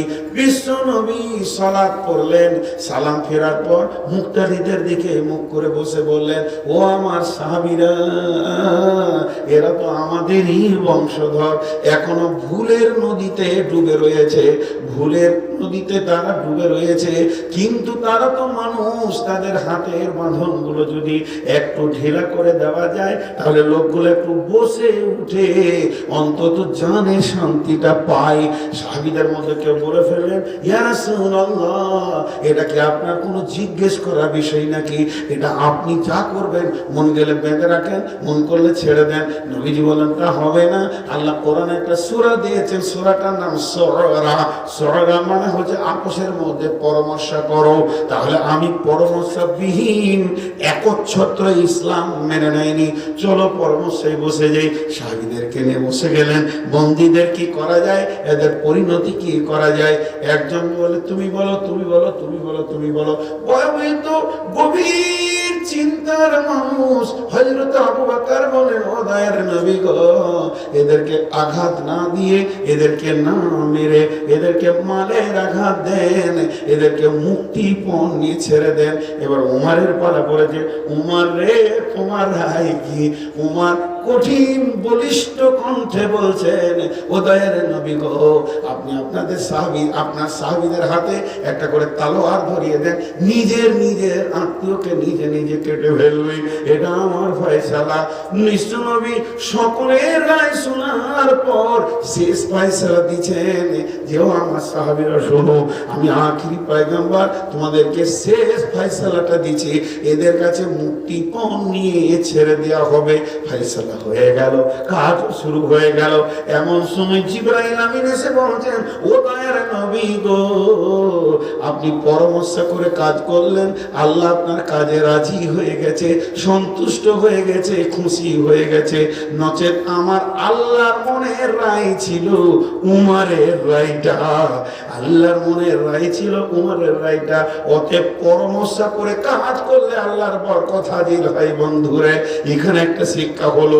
এবার দ্বিতীয় নম্বরে ওই সন্ধিগুলো যেতে লাগলো, দাও তোমার মাল, দাও তোমার মাল, দাও, যাও নিয়ে যাও, তোমার মাল দাও, যাও নিয়ে যাও। বিশ্ব নবীর কাছে একটা হার আসলো, গলা সোনার হার। হারটা ধরে আল্লাহ নবী অঝরে কাঁদতে শুরু করলেন। কাঁদতে কাঁদতে চোখের পানি একদম দাঁড়িয়ে ভিজে গিয়ে টস টস করে পড়ছে। হাতটা দেখে যখন কাঁদতে শুরু করলেন, সাহাবীরা বলে ফেললেন, ইয়া রাসূলুল্লাহ, হাতটা আপনাকে স্বাধীনতা দেওয়া হলো, আপনি হাতটা নিজে এর কাছে রেখে দেন। কেন কেন কেন কেঁদেছিলেন?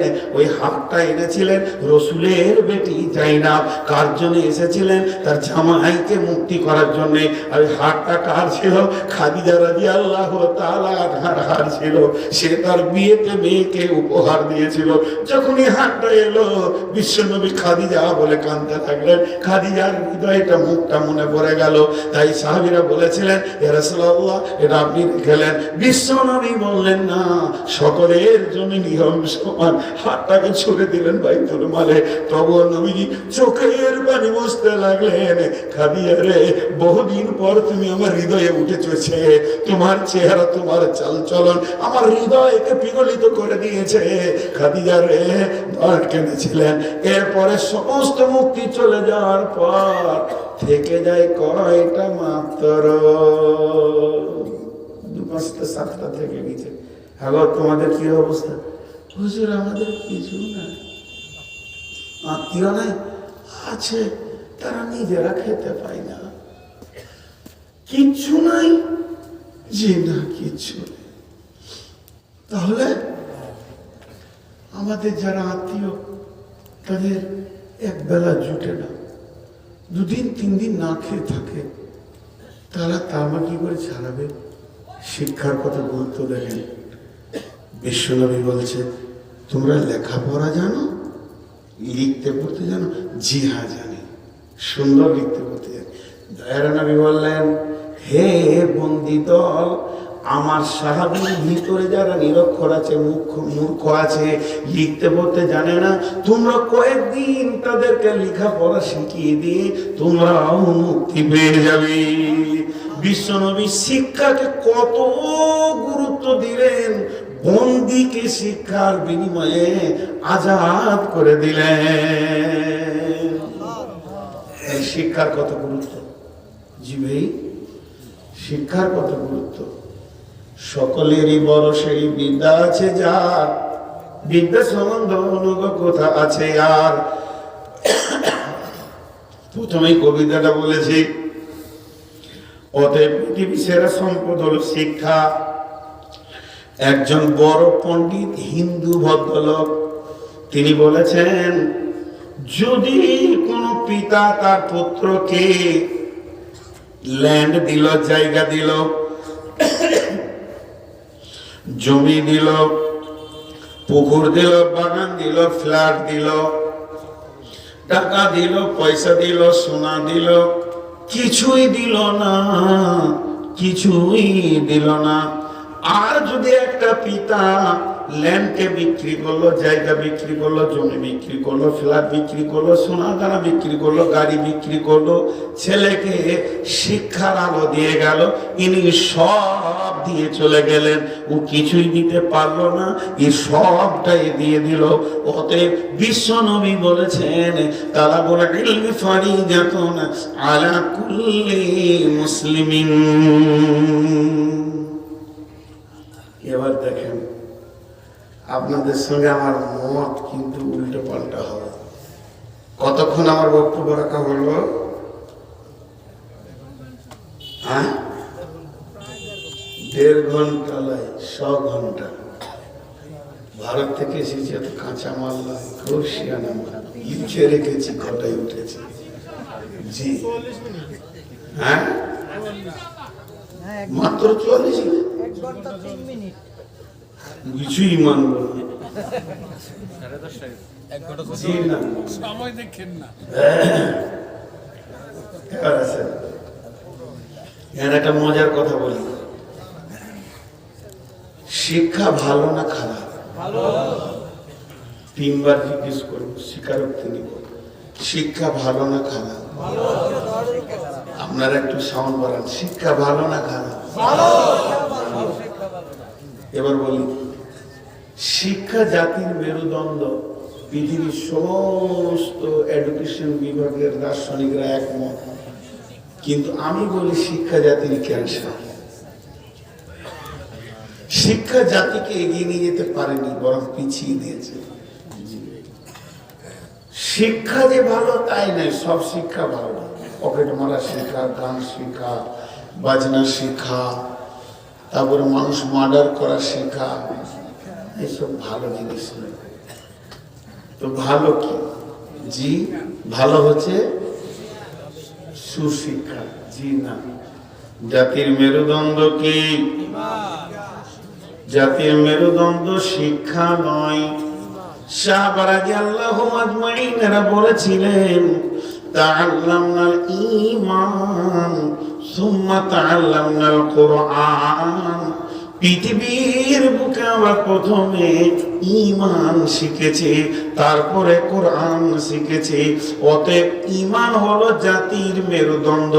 ঈমান এমন একটা জিনিস যে মানুষকে বেমাইনে নিয়ে যাবে না। ঈমানদার কোনোদিন বেঈমান হতে পারে না, আর বেঈমানের কাছে কোনোদিন ঈমানের আলো থাকতে পারে না। অতএব বন্ধুরে, আজকে বর্তমানে ডাক্তাররা জেনারেলের দিকে যদি ফার্স্টে নেবেন তো ডাক্তারদেরকে নিয়ে নেন। তো বর্তমানে ডাক্তাররা যেভাবে মানুষের ওপরে ছুরি চালাচ্ছে, পৃথিবীর কোনো কৃষক, কোনো গরিব দুঃখী রিক্সাওয়ালা কোনো জাতিকে এত কষ্ট দেয়নি। এরা যেভাবে আপনার ল্যাবরেটরির সঙ্গে কন্ট্যাক্ট আছে, এক্সরে ক্লিনিকের সঙ্গে কন্ট্যাক্ট আছে, এদের গোপনে গোপনে বহু জায়গায় এদের পার্সেন্টেজ রয়েছে। যে কোম্পানি ওষুধ লিখবে সে কোম্পানির সঙ্গে গোপন পার্সেন্টেজ রয়েছে, আঘাত করা রয়েছে। আপনি চোখের পানিতে মাকে নিয়ে কাঁদছেন, ডাক্তারের চেম্বারের সামনে আসে আনন্দে মুছে হাত দিয়ে খরিদ্দার দেখছে। অতএব বন্ধুরে, শিক্ষা জাতিকে শান্তি দিতে পারেনি। ওষুধে যত ভেজাল দিয়েছে এই শিক্ষিতরাই দিয়েছে। মূর্খরা কোনোদিন ওষুধে ভেজাল দিতে যায় না, রিক্সাওয়ালা যায়নি। অতএব জাতির মেরুদণ্ড শিক্ষা নয়, জাতির মেরুদণ্ড হচ্ছে ঈমান। ঈমানের সঙ্গে সম্পৃক্ত থাকবে শিক্ষা। যে বলতে হবে জাতির মেরুদণ্ড হচ্ছে ঈমান শিক্ষা। বেঈমান কোনোদিন শান্তি দিতে পারে না। আপনার দোকান আছে কাঞ্চনে, আর 8 লাখ টাকার ক্যাশ এরকম গুনে রবারে রেখেছেন, 8 লক্ষ টাকা। বিকাল বেলায় ওটা ব্যাংকে দেবেন আপনার মহাজনকে।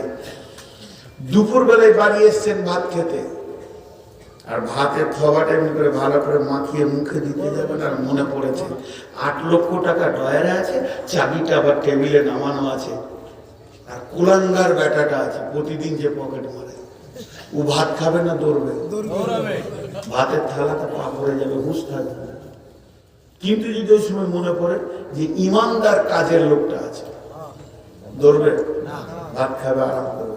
তাহলে বেঈমান বেটা বাপকে শান্তি দিতে পারে না, কিন্তু ইমানদার কাজের লোক মালিককে শান্তি দিতে পারে। তাহলে ইমানের কত মূল্য! এর জন্য সাহাবীরা বলতেন তাআল্লামনাল ঈমান। আমরা রাসূলের দরবারে বসে বসে বসে বসে আগে ঈমান শিখেছি, তারপরে আমরা সুম্মা তাআল্লামনাল কোরআন, জ্ঞান ভান্ডারকে হজম করেছি। অতএব বন্ধুরে, জাতিকে প্রথম যেটা শিখতে হবে সেটা ঈমান। এর জন্য আল্লাহ তাবারাক ওয়া তাআলা সেদিন যে ক্লাসটা করেছিলেন আলমে আরওয়াতে, সেদিন বিজ্ঞানের ক্লাস ছিল না, সেদিন ক্লাস ছিল না ইতিহাসের, সেদিন ক্লাস ছিল না ভূগোলের, সেদিন ক্লাস ছিল না হিস্টোরি কেমিস্ট্রি, সেদিন ক্লাস ছিল না আর্টস কমার্স সায়েন্সের। সেই দিনে আমার রবের ক্লাস ছিল ঈমানের। আলাস্তবে রব্বিকুম, আমি কি তোমাদের প্রভু নয়? যখন তুমি ইমানদার হয়ে যাবে, তোমার চলা ঠিক, বলা ঠিক, উঠা ঠিক, বসা ঠিক, সমস্ত কর্মকাণ্ড ঠিক হয়ে যাবে। অতএব বন্ধুরে, জাতির মেরুদণ্ড হলো ঈমান। জি, পৃথিবীর সব শিক্ষা ভুল যদি বলি তার শোনাতে পারবে না। আমি একটা জায়গায় একমত, আমার সঙ্গে যদি আপনি একমত হতে পারেন তাও ভালো, যদি আপনি একমত না হন তা আমি তো বেশি দিন বাঁচবো না, কিয়ামত পর্যন্ত থাকবো তো না। আমি যতদিন বেঁচে থাকবো আমি একাই ভোটে জিতে থাকবো, কাউকে দরকার নাই, আমার বংশেরও কাউকে দরকার নাই। আমার মাথায় একটা জিনিস ঢুকেছে, আমার সঙ্গে কেউ একমত হতেও পারেন না পারেন, পৃথিবীর সর্বশ্রেষ্ঠ শিক্ষা কোরআন এবং একে বোঝার জন্য হাদিসের নববী, বাকিগুলো বাতিল দরকার নাই। আপনারা একমত না হতে পারে, অনেকে হয় না। আমার সঙ্গে এসে তর্ক করে, তাহলে চিকিৎসা কি করে হবে ডাক্তারি না শুনলে? আমি তো মানি না, মরে যাবো তাও ভালো, ইমান নিয়ে মরবো, তোর চিকিৎসার দরকার নেই। আমার যেদিন ডায়াবেটিস এলো, আল্লাহর কসম দিয়ে বলছি, কসম করেছি, বিশ্বাস করে, যেদিন প্রথম আমার জ্বর, শরীরটা খারাপ, চাচা নিয়ে গেল Bardhaman medical, doctor D Bhattacharya, Suman Bhattacharya দেখে বলছে, বুঝো আপনার তো রিপোর্ট বলছে ডায়াবেটিস। আলহামদুলিল্লাহ, ক্যান্সার হলে ভালো হতো স্যার। তো আমাদেরকে তাকিয়েছে, কোন রুগী রে ডায়াবেটিসে আলহামদুলিল্লাহ বলছে, আবার বলছে ক্যান্সার হলে ভালো হতো। স্যার একটু খুঁজে দেখেন তো ক্যান্সার ট্যান্সার আছে কিনা। বলে কেন? পৃথিবীতে থাকতে ভালো লাগছে না, যাকে এত সাজদা করছি তার কাছেই চলে যাবো। জি, বেঁচে থাকার প্রাণপণ রাস্তা হচ্ছে মেডিকেল, আর চলে যাওয়ার সহজ রাস্তা হচ্ছে একটা বাস। কিন্তু তারপরে কি কোরআনে মেডিকেল নাই? আপনাদের হাতে এক্ষুনি চিকিৎসা দেবো আমি। কোরআনে ইতিহাস নাই, দিব। শিল্পী নেই, দিব। শিল্পকলা নেই, দিব। কোরআনে বিজ্ঞান আছে, দিব। জীবন বিজ্ঞান দিব, ভৌত বিজ্ঞান দিব, তারপর আপনার রাষ্ট্রবিজ্ঞান দিব, সমাজ বিজ্ঞান দিব, মহাকাশ সম্পর্কে দিব। যেটা বলবেন ওটা আমি কোরআন থেকে দিব, এবং আমি যেটা দিব এটাকে যদি কেউ কেটে দিতে পারে তো তার আমি তার কাছে আমি স্বীকারোক্তি দিব, শিষ্যতা গ্রহণ করবো এবং তাকে আমি শিক্ষক বলে স্বীকারোক্তি দিব। জি ভাই, কিন্তু আমরা খুঁজি নেই। ওই আমরা বাদুর বা চামচিক কি বলি, কি বলেন? বাদুরের ছোট সাইজটা চামচিকা। চামচিকাকে জিজ্ঞেস করা হয়েছে যে আজকে ক তারিখ, বলছে কোনো তারিখ নাই তো, সারা জীবন তো রাত, সূর্যই নেই পৃথিবীতে। ঘোষণা করে দিয়েছে, বলে কেন? ও সূর্য দেখেই না, সূর্য উঠার আগে ঢুকে, সূর্য ডুবে বের হয়, সারা জীবনে সূর্য নামে জিনিস দেখেনি। দিয়ে এখন ঘোষণা করেছে সূর্য বলে কোনো জিনিস নাই। যারা বলছে এটা ফালতু বলছে আর কি, ওকে খবরই নেই যে মহাসূর্যের ভিতরে কি আলো লুকানো আছে। সামান্য কটা বিজ্ঞান নিয়ে ভরর করে লাফায়। চলেন একটার পর একটা আপনাদেরকে দিব, কিন্তু একটু আগে যাই। বিসমিল্লাহির রহমানির রহিম। أو كالذي مر على قرية وهي خاوية على عروشها قال أنى يحيي هذه الله بعد موتها فأماته الله 100 عام ثم بعثه قال كم لبثت قال لبثت يوما أو بعض يوم قال بل لبثت 100 عام فانظر إلى طعامك وشرابك لم يتسنى وانظر إلى حمارك ولنجعلك آية للناس وانظر إلى الإدام كيف ننسجها ثم نكسوها لحما فلما تبين له قال أعلم أن الله على كل شيء কাদির। ও আমার বন্ধু, তুমি কোথায় পড়াশোনা করেছো? বলে আমি খুলনা বিশ্ববিদ্যালয় থেকে আমরা জীবন বিজ্ঞানের উপরে পড়াশোনা করেছি। জীবন বিজ্ঞান কোনটা, স্থলে না জলে? বলে স্থলে। স্থলে কোন বিজ্ঞান কি বলবে? বলে আমি আপনাকে গরু গাধা সম্পর্কে কমপ্লিটলি বুঝাবো, মানুষের জীবন সম্পর্কে বুঝাবো। বলে শুনে নাও, তুমি যা বুঝাবে তা থেকে আমার কাছে শুনে নাও, উজাইরের গাধাটা আল্লাহর কালাম পাক বলছে মারা গেল। যখন আল্লাহ তাবারক ওয়া তাআলা বলতেন উজাইর রে কামলা বিস্তা কতদিন তুমি শুয়েছিলে, উজাইর বলল লাবিস্তা ইয়াওমান আও বাদা ইয়াওমিন, কিছু একদিন বা একদিনের কিছু অংশ।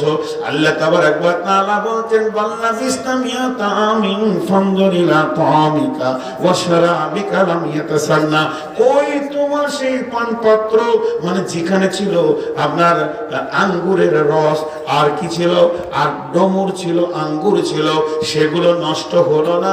আমার আল্লাহ বলতেন মিয়া পান্নু আল্লাহ তাবারক বাল্লা বিস্তা মিয়াতা আমিন, ও উজাইর তোকে আমি 100 বছর এখানে শুইয়ে রেখেছিলাম।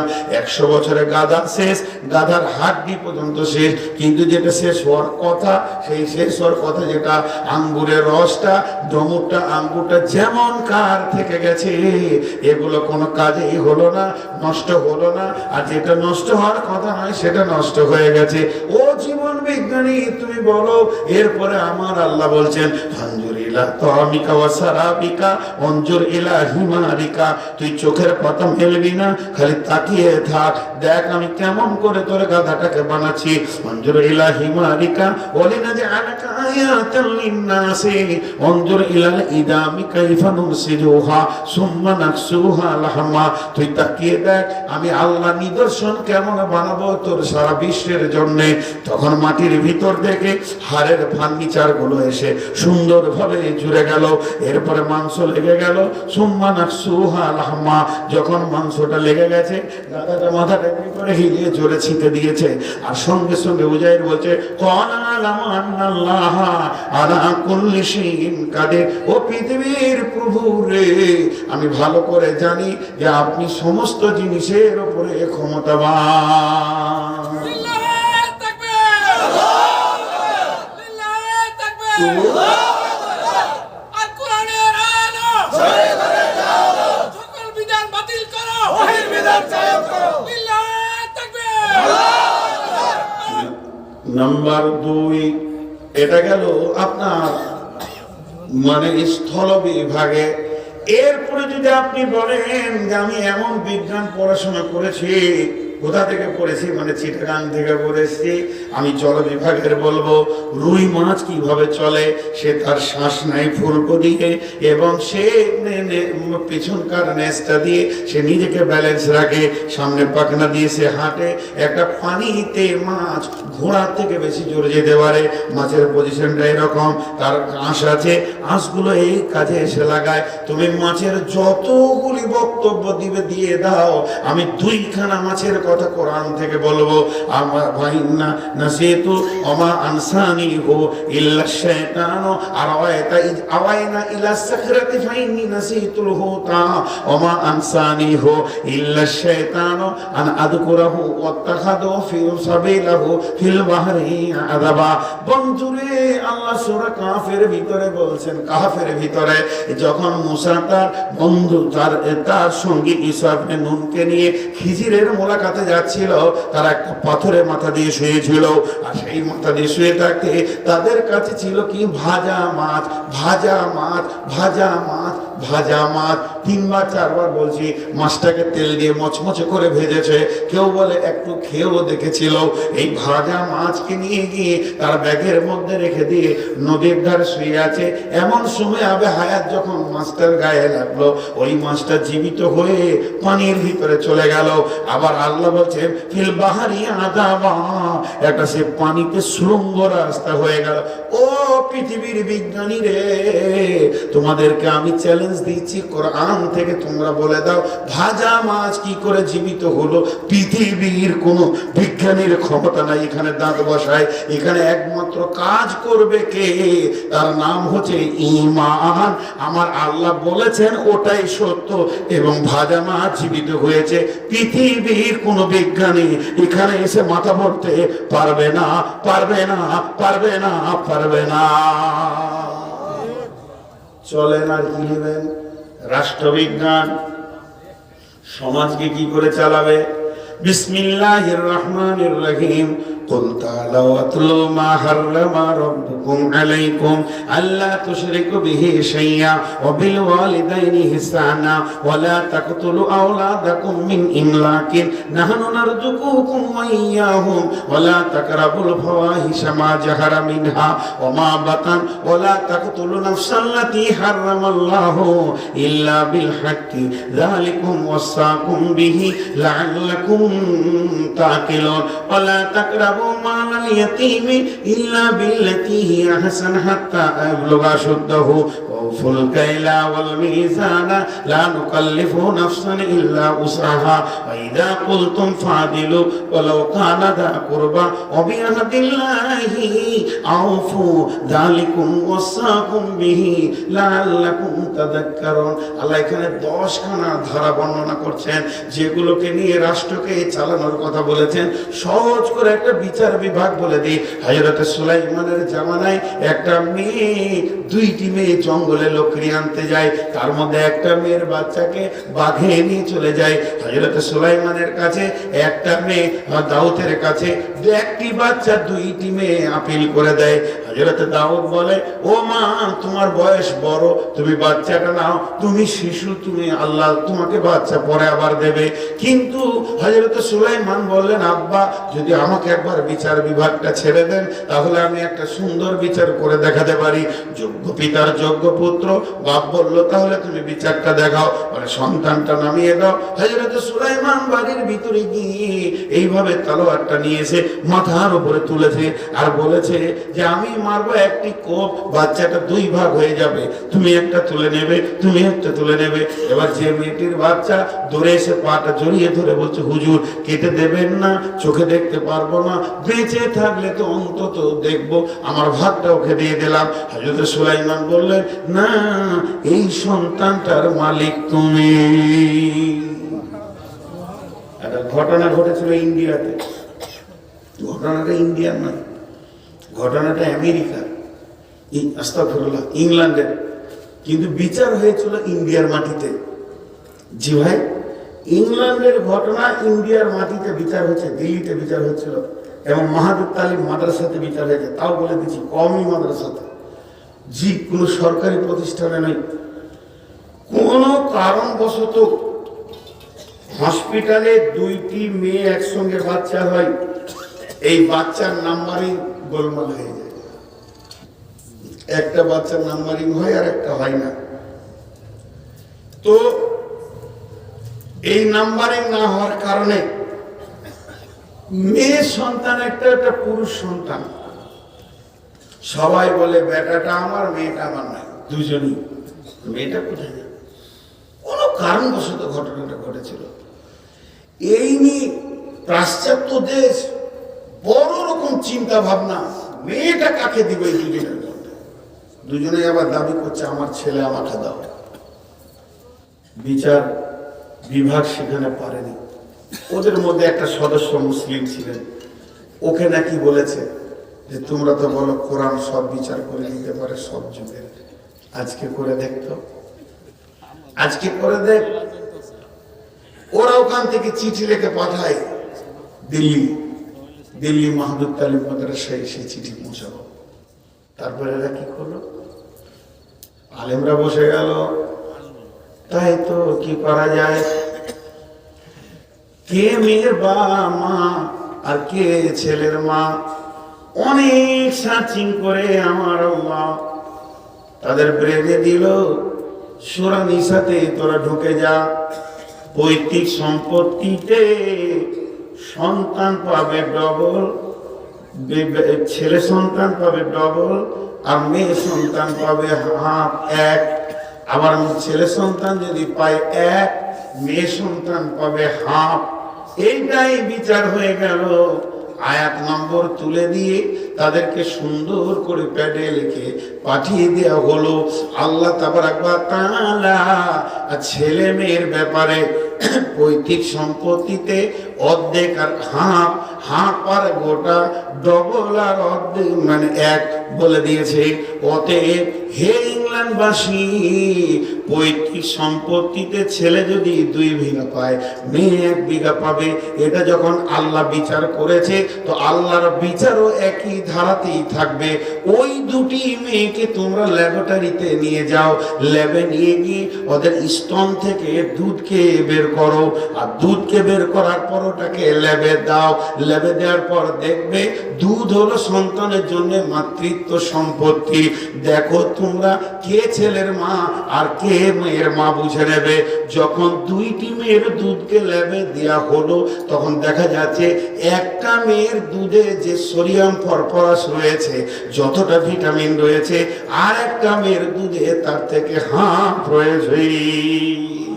বিচার করে দিল কোরআন, তুমি হলে কন্যা সন্তানের মা আর তুমি হলে পুরুষ সন্তানের মা, একে শক্তি বেশি লাগবে, আল্লাহকে ডবল দিয়ে দিয়েছে। ওকে শক্তি কম লাগবে, এর জন্য কম দিয়ে দিয়েছে। অতএব পৃথিবীর বুকে কোরআন ছাড়া দ্বিতীয় কোনো শিক্ষা নাই। ওদের 2টা নাতি বলছেন, হতভাগারে কোরআনের মতো নিয়ামক তুই রেখে নিজ ঘরে, হতভাগা তুই ঠক্কর খেয়ে বেড়াস কেন বাতিলের দ্বারে দ্বারে, বাতিলের দ্বারে দ্বারে। গুপ্তধনের খবর যত কোরআন দিতে পারে, গুপ্তধনের ভান্ডার যত সন্ধান কোরআন দিতে পারে, সেই কোরআনকে রেখে তুই নিজ ঘরে, হতভাগা তুই কিসের আশায় ঘুরে বেড়াস বাতিলের দ্বারে দ্বারে, বাতিলের দ্বারে দ্বারে। ভাইরা আমার, চলেন আর কি নেবেন কোরআন থেকে।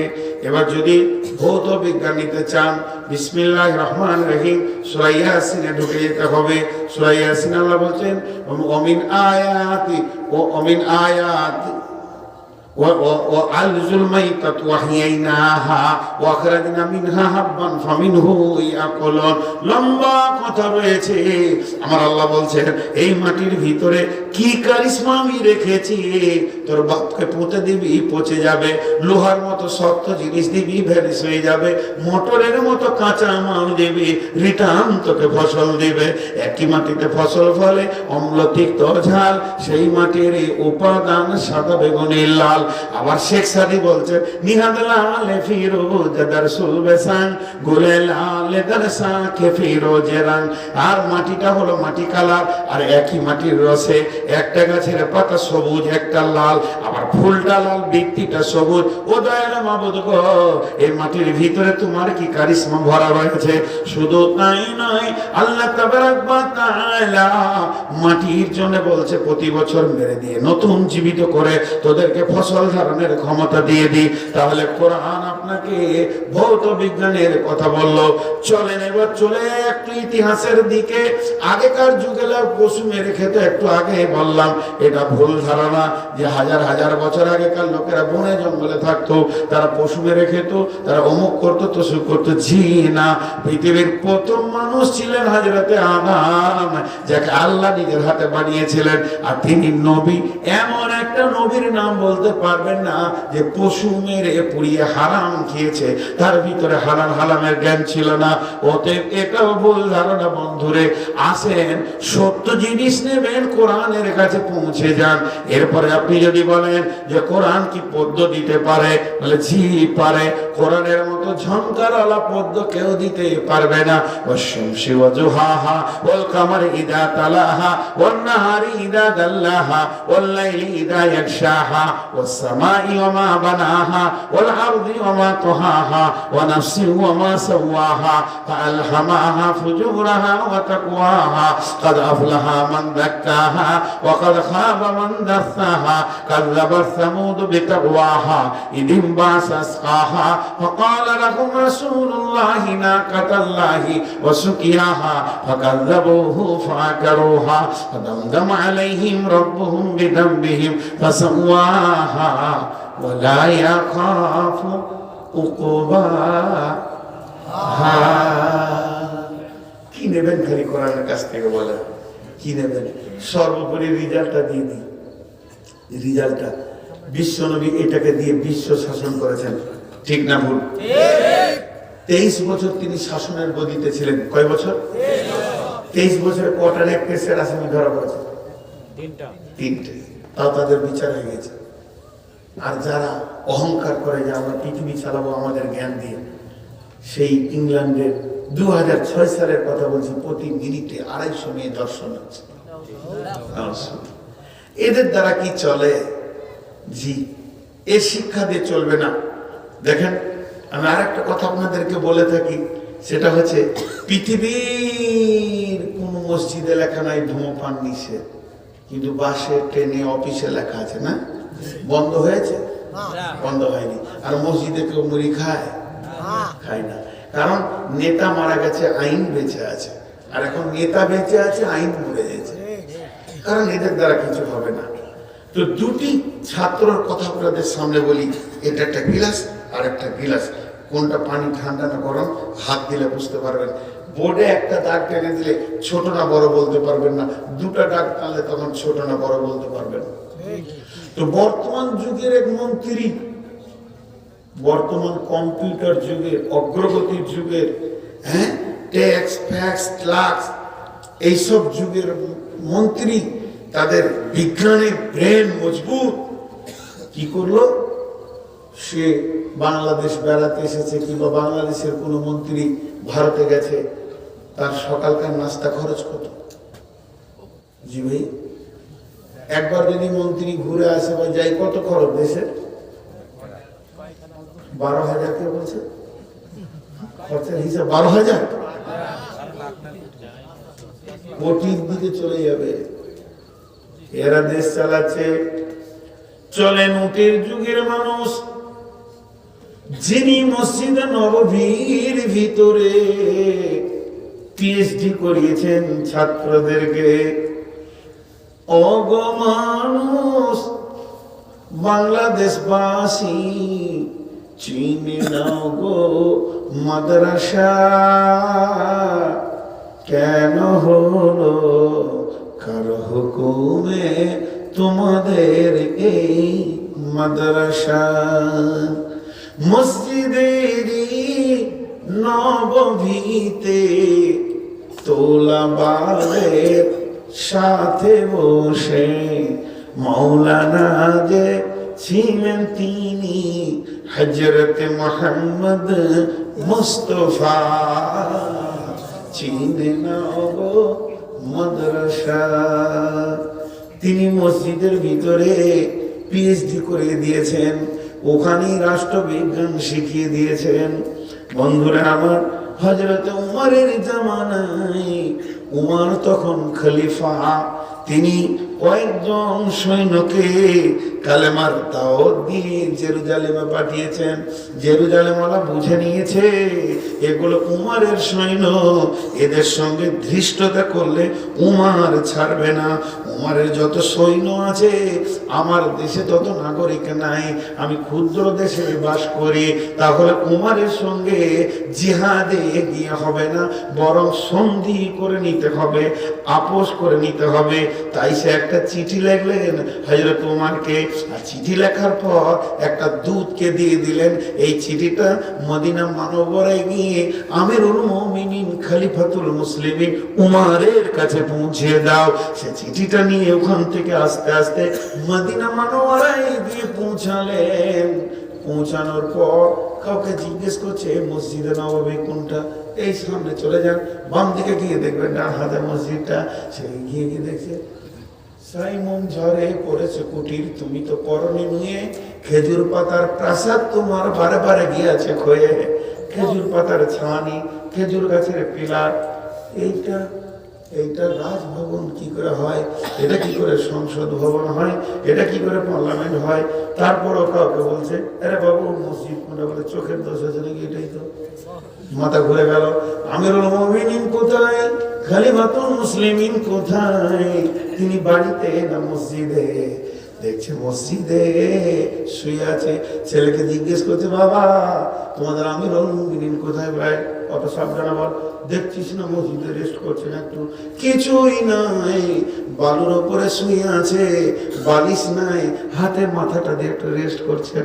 কত সাদা মানুষ, তিনি রেস্ট করছেন। ইনি দূরে থেকে বলছেন, আদব নেবেন জাহাবনা।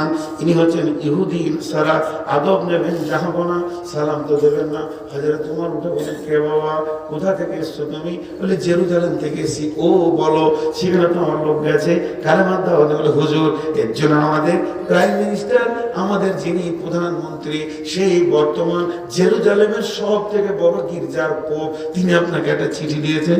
আমি রাষ্ট্রদূত মাত্র, চিঠিটা পৌঁছাতে এসেছি, চিঠিটা একটু আদব নেবেন। চিঠিটা নিয়ে হাজিরা তোমার এবার চোখটা বুলিয়ে দিলেন চট চট চট চট করে, যে আমাকে এক্ষুনি দিনের জন্য বেরিয়ে যেতে হবে, দিনের টাকা যা পড়ে গেছে, আমাকে ওখানে ডাকা হয়েছে আপোষ করার জন্য, সন্ধি করার জন্য।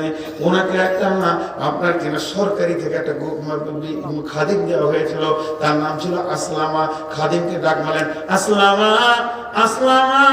আসলামা এসে বললেন, লাব্বাইক সাদেক ইয়া আমিরুল মুমিনিন, আমি রেডি আছি। বলে, আসলাম রে, আল্লাহর দিনের তাকাজার জন্য, দিনকে ওপর দিকে তোলার জন্য এক্ষুনি আর বিলম্ব করা যাবে না, বেরিয়ে যেতে হবে। তুমি একটা উটকে রেডি করো। একটা উটকে জিন করতে দিয়ে সুন্দর করে সাজিয়ে নিয়েছে, মসজিদের দরজা লাগিয়ে দিলেন। আমিরুল মুমিনিন খলিফাতুল মুসলিমিন রেডি হয়ে গেছে, আমিও রেডি, বলে তুমিও রেডি। আলহামদুলিল্লাহ। এখন উটের উপরে চেপে দিলেন, সুবহানাল্লাহি সাক্কালানা হাদা ওয়া মাকুনা মুকরিনিন, দোয়া পড়ে উট চলতে শুরু করলো। জাতীয় কবি নজরুল ইসলাম কলম ধরে নিলেন, হেরি কষ্টকে চাহি তুমি চলে যাচ্ছ দূর রৌদ্র দগ্ধ দূর মরুপথ বহি, জেরুজালেমের কেল্লা যেতায় আছে অবরোধ করি, বীর মুসলিম সেনা দল তব বহুদিন মাস ধরে, দুর্গের দ্বার খুলিবে তারা, বলেছে শত্রু শেষে, উমার যদি গো সন্ধি পত্রে স্বাক্ষর দেয় এসে। হায়রা দেখ দানার মালিক আমিরুল মুমিনিন, শুনেছে খবর একাই কি উঠে চলেছে বিরামহীন, সাহারা পাড়ায় ঝুলিত দুখানা শুকনো খুব জরুরি, একটি মশকে এতটুকু মানি, খুরমা 2-3 মুঠি, প্রহরীবিহীন সম্রাট চলে অ্যাকাউন্টে চোরে, চলেছে মাত্র একটি গোলাম উটের রশি ধরে। মরুর ঊর্ধ্ব আকাশে সূর্য আগুন বৃষ্টি করে, সেই সে আগুন তাতে কৈশম ফুটে বালুকার মরু পরে, কিছু দূর যেতে উঠ হতে নামি, কহিল গোলামের ভাই পেরেশান বড় হইয়াছে চলিয়া, এইবার আমি যাই। উটের রশি ধরিয়া অগ্রে উঠে বসো উঠে, তপ্ত বালুতে চলে যে চরণে রক্ত উঠেছে ফুটে, গোলাম তুই হাত ধরে চুমি কাঁদিয়া কহিল, উমার এখন আদেশ করেন কেমনে আপনি, গোলাম রহিবে উটের পিঠে আরাম করিয়া বসি, আর হেঁটে যাবে খলিফা উমার ধরিয়া উটের রশি।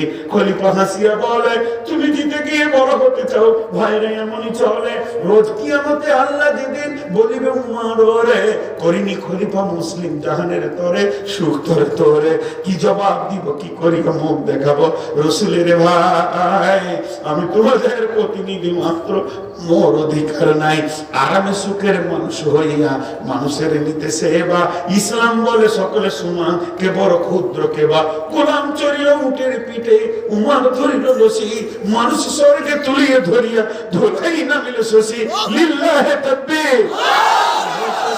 মানুষ স্বর্গে তুলিয়ে ধরিয়া ধরাই নামিল শশী, জর্দান নদী হওয়া যাবে পার, শত্রুরা কহে হাঁকে। এদিকে প্যাদরি বলেছে, একজন বিরাট বড় 18 লক্ষ বর্গ মাইলের আমিরুল মুমিনিন আসছে, তাড়াতাড়ি যাও, বর্ডারে গিয়ে কোম্পানি মেজরে দাঁড়িয়ে আছে, স্যালুট দেব, তাকে স্বাগতম জানাবো, স্বাগতম জানিয়ে পার্লামেন্টে আনবো। এদিকে পার্লামেন্টকে পরিষ্কার পরিচ্ছন্ন করো।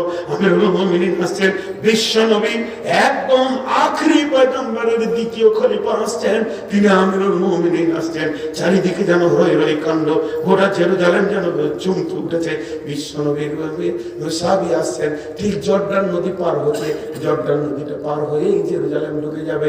জর্ডান নদী পার হচ্ছে, তখন কিন্তু পালা পড়ে গেছে, আসলামা উপরে থাকবে, উমার লাগাম ধরে হাঁটবে, উমার লাগাম ধরে হাঁটছে।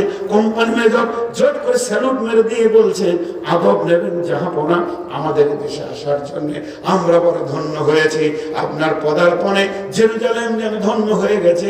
আসলামা তখন উপরে থেকে চোখের পানিতে কেটে বলছে, আমাকে কেউ তালুক দেবেন না, আমি আমিরুল মুমিনিন নাই, আমি আমিরুল মুমিনিনের খাদেম, যিনি উঠে লাগাম ধরে হাঁটছেন ইনি আমিরুল মুমিনিন খলিফাতুল মুসলিমিন।